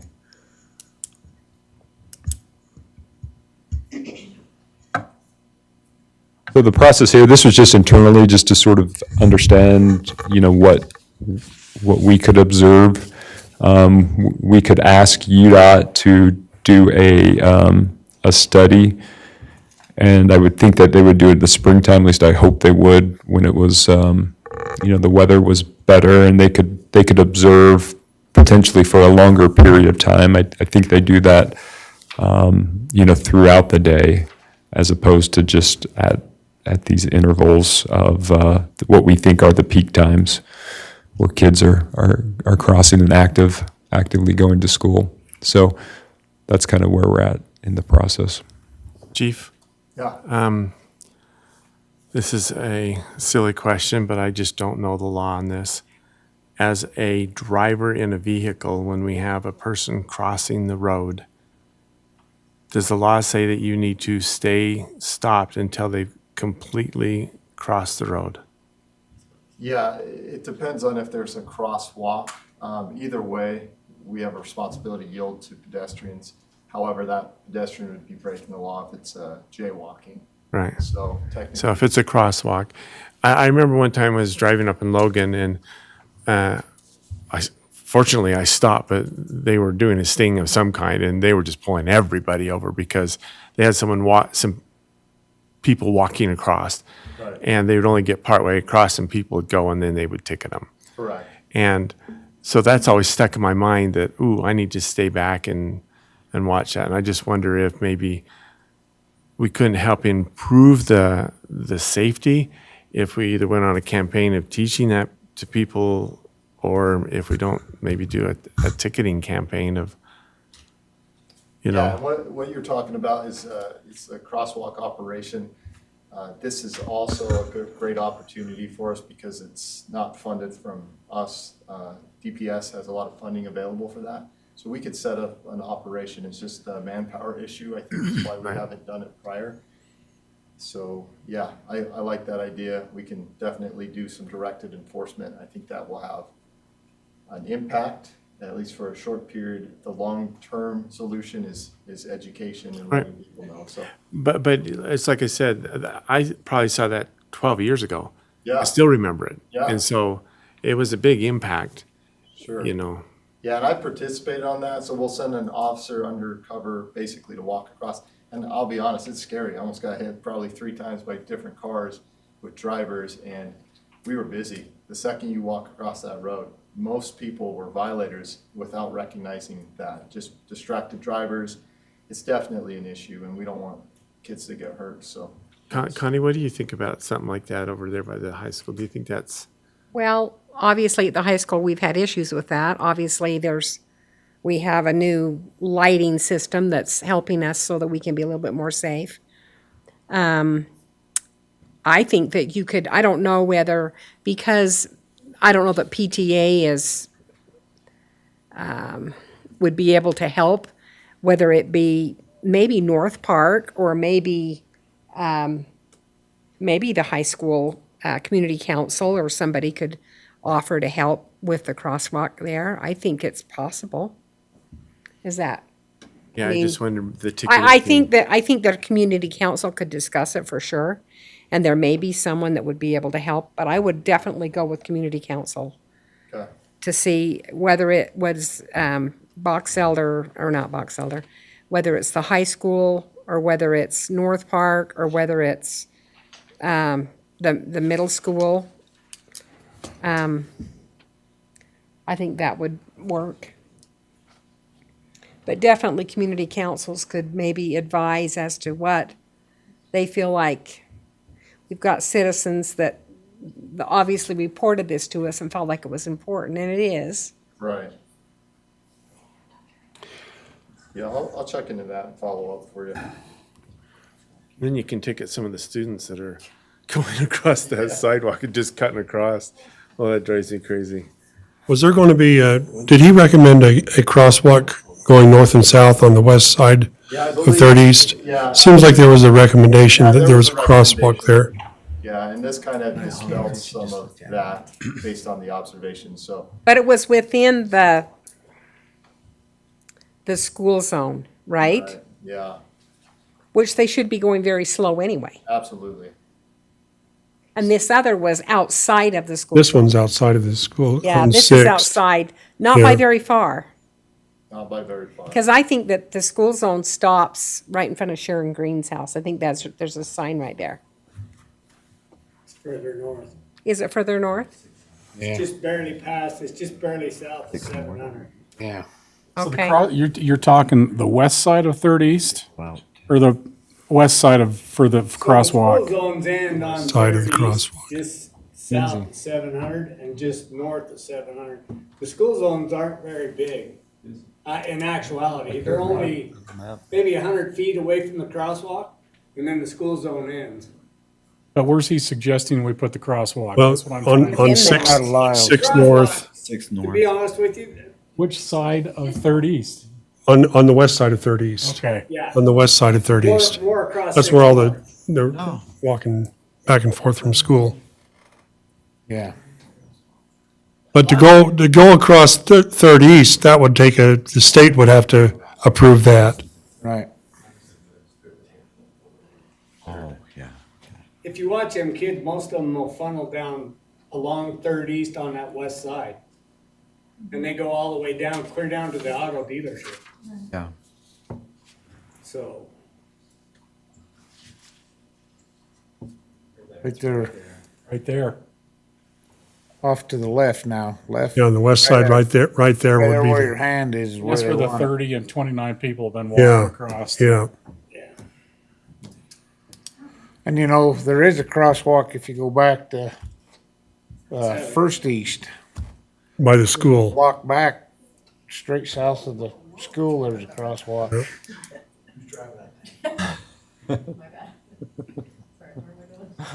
Right there. 6 North, 1st East. Yeah.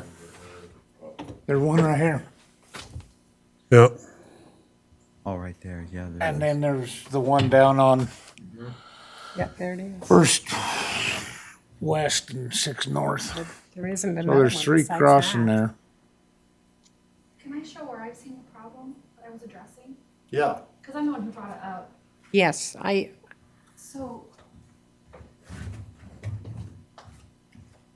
like this is our house here. And then there's the kids that go up across, like from up David Drive and then up from these neighborhoods, if they go to school on the west side, Can anyone see? if they. Oh, we kind of get the If they idea. go to the west side schools over at North Park or the Athenian, the charter school, or over to Alice C. Harris, it doesn't make sense for any of the kids down here or back here to go clear up to the crosswalk that's clear up. I agree. That's clear north. I agree. They aren't Block gonna, they aren't north. gonna do that. So Well, for no. so for the kids that are on the west side of the road, they're fine because they can just go up the sidewalk and they can turn. But for any of the kids that are over on this side that have to funnel to those schools, they have to cross that highway. And it's scary. It's only a Cars don't- thing that they gotta cross, or, well, no, There's that's right, Alice. Alice C. Harris and also for North Park. Park, yeah. North Park, they I could guess go up North the Park, they block. could go north and then go across. Yeah, that wouldn't I be any guess, longer. Yeah. But for Alice C. Harris and for Athenian, they have to cross that highway and cars don't stop for them. I mean, that's my biggest concern is that people just don't stop for the kids. Just last night. It's scary. Yeah, we watched trick-or-treaters that couldn't get across the road because nobody stops for them. Yeah, so that would be one for the state. Is that my understanding? Yeah. Yeah, I think we should do that. But I guess I'm a little confused because I think I hear Julie saying that you see a lot of kids cross Third East for school. So during the hours that Peter Gilchrist went out and observed, and I don't think we were able to Yeah, see that same. what time were you seeing this? So it would be right around like 3:15, 3:10 to 3:15. His morning deal He's was a within off that. Wednesday, or a late start Wednesday, so that one wouldn't have And I counted. think the weather does play a big difference, and if it's a colder day, a lot of people drive their kids, so, Yeah. I don't know. Well, we can keep observing it, see if we see more of an issue there. It might have just been a timing issue. Is There at the right time. Yes. Yeah. Yeah, it's,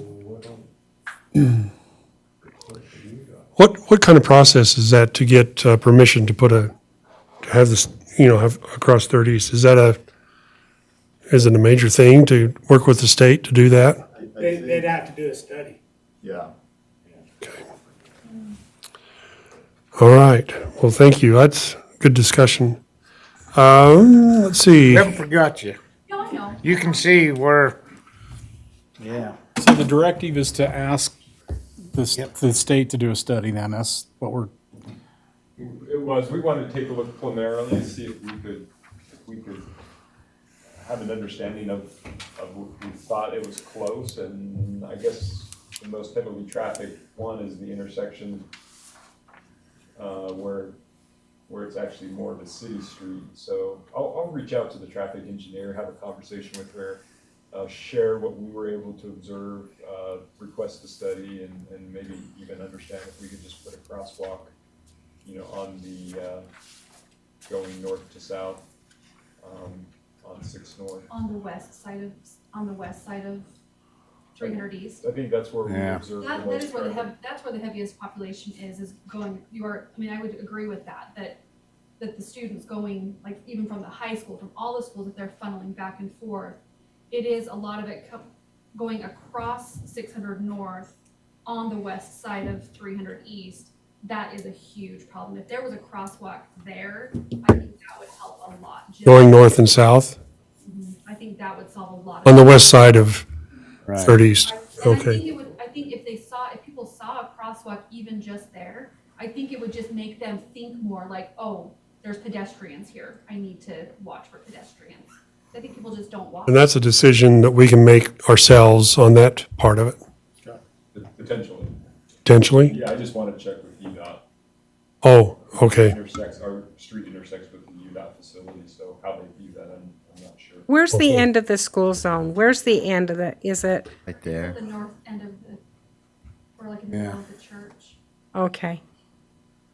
Okay, that's what I remembered. Way to go, Lindsay. But on the west side of the road, That's going north though, that's just the speed. right, that's going, but what about going the other direction? Oh, it's Front of up. Bob Jack. Yeah, it's by a behind a tree. tree. Behind Bob Jacks's house, isn't it? Yep. Sure. We just talk about houses like we know where everybody lives. It's right there Just a- by I think that it's 82. after, I think it's after Bob Jackson's. Right there, that 82. So the actual sign is, but the school ending zone. Oh, that's is my truck. shortly after the No, it's crosswalk. not. Right there. Oh, okay, Bob Jackson's the white one, that's Glenn Crump's old house. okay, Bob Jackson's. So they would have to Okay. extend that if they put a Ago. crosswalk in. okay, Yeah. yep. He owns both of them. Okay, reports. Any other unfinished business we need to discuss? Reports and comments. Sean? Well, we are obviously sad to see Robert leave us. We enjoyed him while he was here, and he accomplished a tremendous amount, as you well know, and feel like he accomplished 4 years, 6 years worth of work in 2 years. So we'll ever be grateful for Chief and what he was able to do to help move the department forward. And we're grateful that Chris is able to step in and shore up the position in the interim. And we are actively recruiting for the position. It was posted yesterday, I do believe. And I'm not really sure, did you put a date, Lindsay, on first round of reviews? Okay, the 14th of this month is when we'll sit down and look at the applications and start working on the interviewing process. I'm sure we'll do something similar that we've done for previous recruitments for department heads. So thank you, Robert. We appreciate you, and Chris as well for working. So we're also actively recruiting a building inspector and zoning administrator, with the first round of reviews, I believe, Monday, and then again on the 14th. So we want to do a quick turnaround. So we'll keep you posted on that job as well. Why don't you continue on with the DRC? So at the last DRC meeting, the DRC approved the final plat for Harvest Village.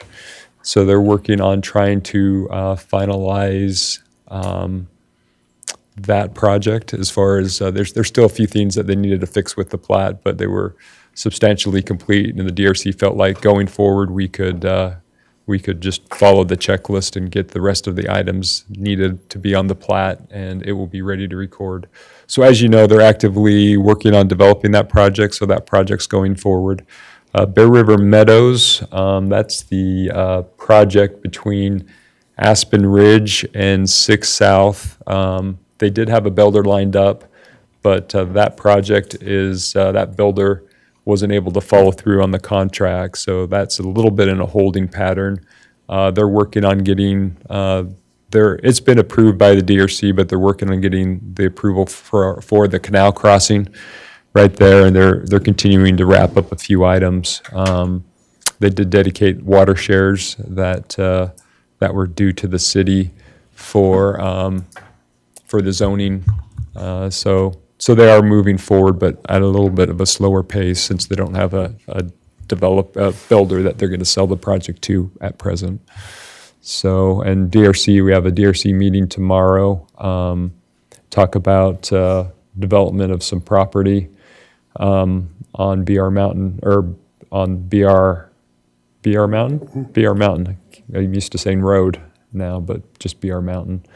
And also right next to Visionaries project. It's called Envision Estates, but it's going to Archibald Estates, just on the other side of Archibald Estates, going to the east there. So I'll keep you posted on that. That's it's a single family project. They're wanting to do some multifamily. So I'm not sure exactly what we'll be talking about. They also have some access issues where they're needing to get access from Archibald Estates to their development. For some reason, there's a 10-foot strip that interrupts continuity, or interrupts that right of way, and so they're working with Visionary Homes to get that. That was created long ago. Right now, we don't allow for those types of of strips to be created.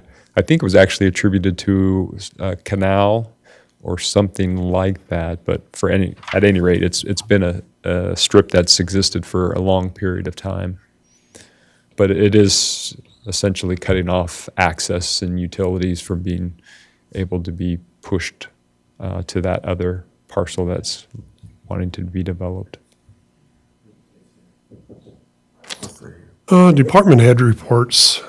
Oh, okay. Said enough?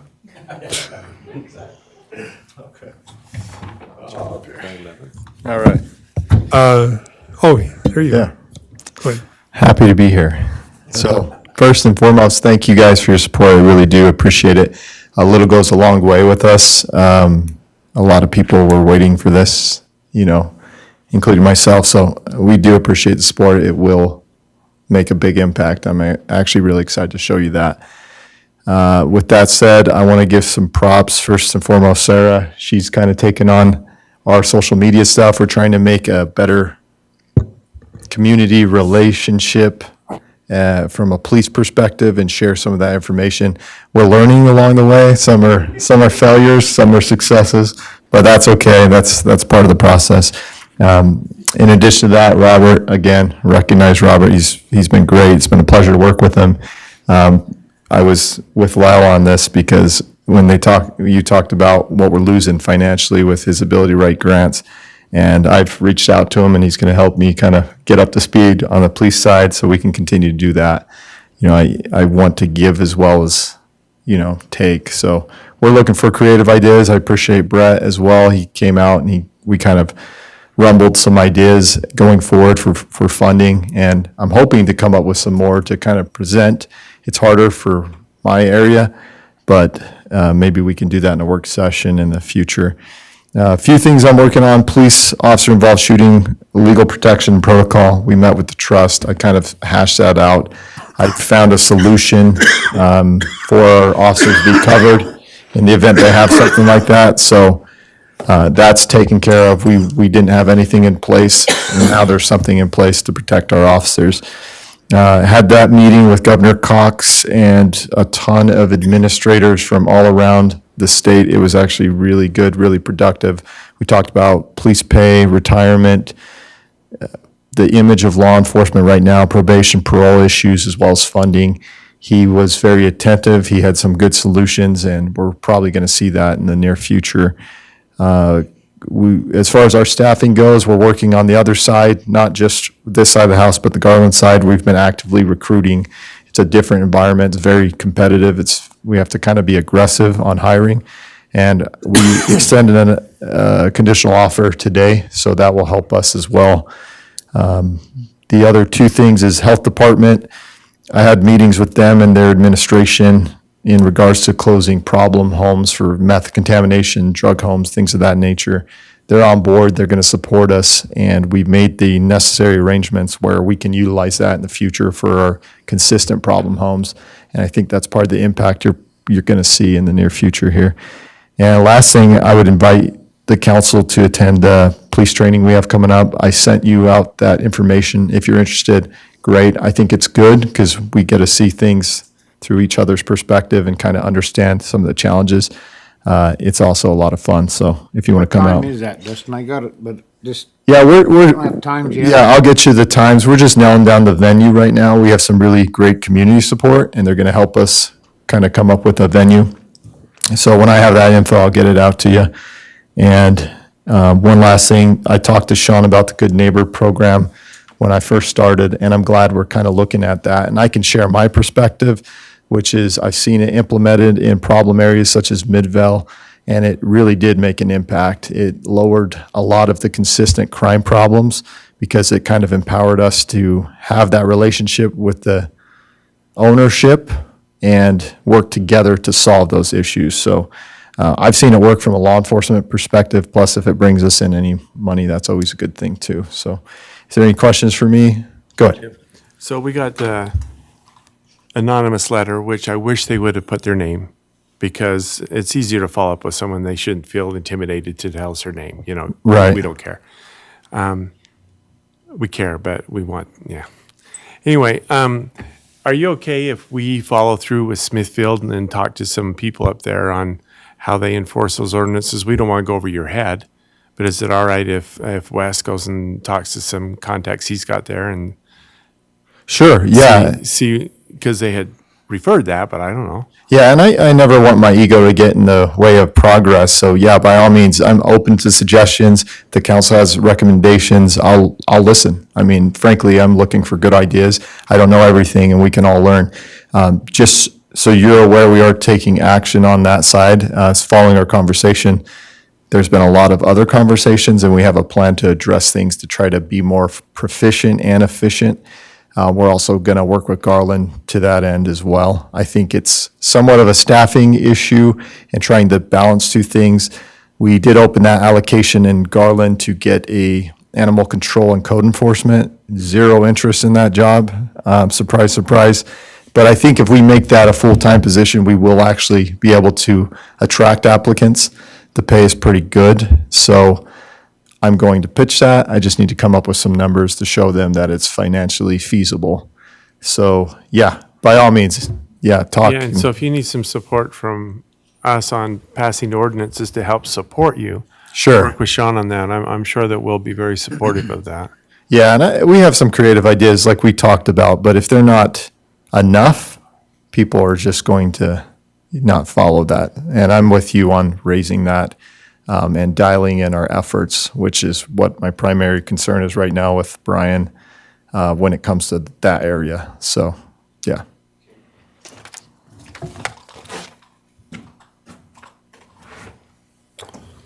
All right, council reports. Council? Wes? No, again, Robert, from being on this side, we've appreciated everything. I'm still gonna give you a little bit of crap here and there, as long as I can after you're gone, but we really do. I mean, that's an amazing feat what you've done for the department in such a small time. I told you when you got here, you can make or break it. You've made it, and you made it better, and thank you. I'll ditto that, but I also want to recognize those that were involved in the Trick or Treat on Main. I've been involved in that for years and years. I've never seen that many kids. I mean, they were lined up. And so are we bringing the people of Tremont down to our Main Street? We are. And their families. And they get to look at what we have on Main now. The other thing is that I did get word that I know Crump Brootley was a little wanting to be involved, and Twisted Sugar indicated to me that they wished that some of the kids would have come down to them. And so even though it's a distance and it really didn't fit in with our plan necessarily, I don't know how we involve them, but in the future, there might be a need to extend that somehow. I'm just not sure how, but great effort. And so thank you for everyone that organized and helped with that. And it was very, very successful. Hey, Mark, has anybody been to the Garland City Council? We are going to, we kind of held off, but I think our intention is to, in the next little while, we just need to set up maybe one of the next council meetings and plan to go to that. Yes. But remember, it takes getting on their agenda. 2 councilmen or the mayor has to approve you to be on the agenda, she told us that night. Yeah, that's kind of weird, but we're going to make every effort to get on the agenda. I'll go to that one. No matter what night it is, I'll go. Okay. Aren't on Fielding's agenda for Thursday. Yes. Okay. Yes. That'll be the big one we want to for sure get out there and get with Garland and work with them and see what we can do. Do you have anything else? And then the plug, I guess that's coming. The plug is coming. I talked to Blaine, and it is coming. He's got it on his list of things to do, and we'll just keep encouraging him. But it's in his ball court right now. They've been running 6 months, right? I'm just. Yeah. Well, I don't know. Has it been more than 6? It's plugged. It's They'll- plugged right now. It's They'll never not, do anything till we draw a line in the sand. well, no kidding. Got some extra mud, you could dump in it? What's that? Got some extra mud, you could just drop in it? Oh, hey, you give me the go-ahead, we can get her done. We might just do that. Brett, do you have anything? No, just thanks, Chief. I wanted to, maybe if I could get Brett just to kind of tell us a little bit about the project he and Mark are working on. I think it's really cool, just briefly. We're just really trying to improve the communication with the citizens of Tremont. And so we have a social point page that we're working on and a map, and it's we're hoping to roll it out pretty soon when we roll out the branding study with all the new branding and everything on it. But everyone will be able, we'll have a page where people can go on and comment and leave these little comments, and then we'll respond to them, and we'll just start working together. And it filters out profanity, and it does a lot of, hopefully will drive positive communication even if there's concerns. Well, that's what, yeah, no kidding. And the mapping tool is phenomenal. Someone can go click on a point on a map and put a comment and say, hey, there's a bee's nest here, can someone fix it? Can someone come and fix it? We had You guys can go over and take care of it. we had a break on, water break on 6th and First West or whatever that was. And, Mark and I kind of played around with that. We could put that on there and put the comment out, and, they could let us know right now what was going on. And so it's really a neat idea. Looking forward to seeing it work. Rick? Chief, thanks. It's been great. Good to have you. Stick around. We'd love to have you longer. No. We have, I second the thing on Halloween, on trick or treat. I've never seen anything like it. It was incredible. We had lots of people come, and there was and it turned out really good. We are working on a grant. The Governor's Office of Economic Opportunity is putting out this, it's called a Rural Community, just a minute here, Rural Communities Opportunity Grant. And we're going to try to do this, maybe do something with, potentially with Midland Square and fix it up so that we have a sort of a amphitheater sort of a thing on the south end, and maybe some restrooms and some other things to make it more, the whole idea is to bring people downtown and get more people to participate in downtown activities, that kind of thing, hopefully increase the sales tax revenue and a bunch of other things. But it's a significant grant. We're working on that. And I just want to second what everybody else says. We're going to miss you, Chief. Sounds like you're going to stay around, though, in town and be a part of us, and we're excited about that. And we appreciate all you've done in the last 2 years. We appreciate all that you've done. And Chris, we're excited to work with you now. So I guess with that, we do have an Your meeting went with the county. Which meeting, the county, You went with the commissioners on that, on the, on Meals for Wills. Meals for Wheels. Yeah, you went out and talked to them? it went very well. Yeah, our meeting with the county, they're a big participant in the senior center as well, and it went really well. We're going to be able to get the full funding, hopefully. We've billed for it, and we had great support from them, and so I don't see any reason why we won't be able to get that full funding.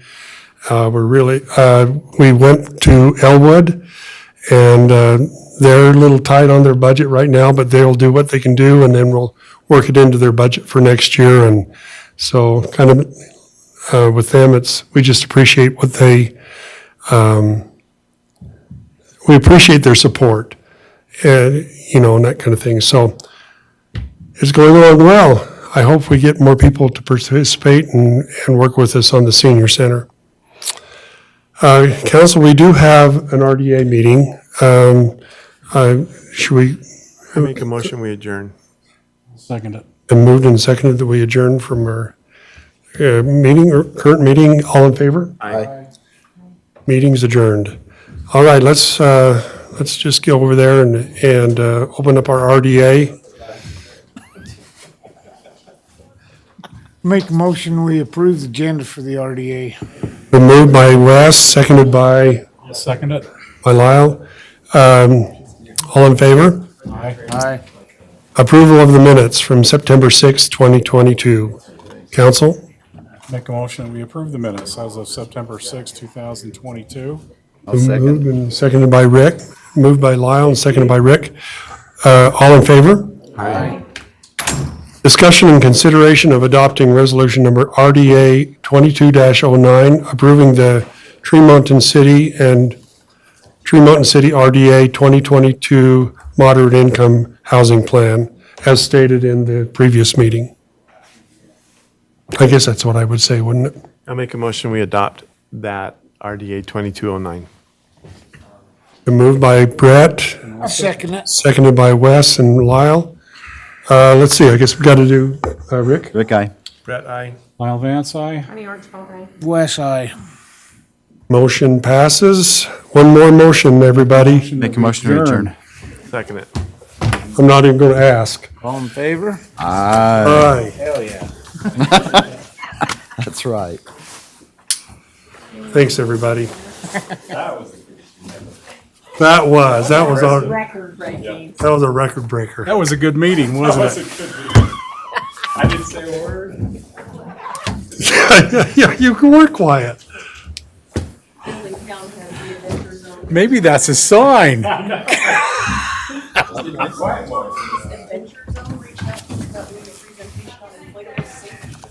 They're going to filming, they'll be there Thursday. Yeah, we found out a little more about it. We're gonna take another run. Hey, Brett. Try to encourage that day. Okay. Thursday. You want to ride up? Or you want to drive up? or Oh, I can whatever? drive up. I've talked to my friend, she's on the city council, and I've kind of talked to her about it, and she was aware that they had been contributing, so, It's just, you know, I guess It'll be it's good. just,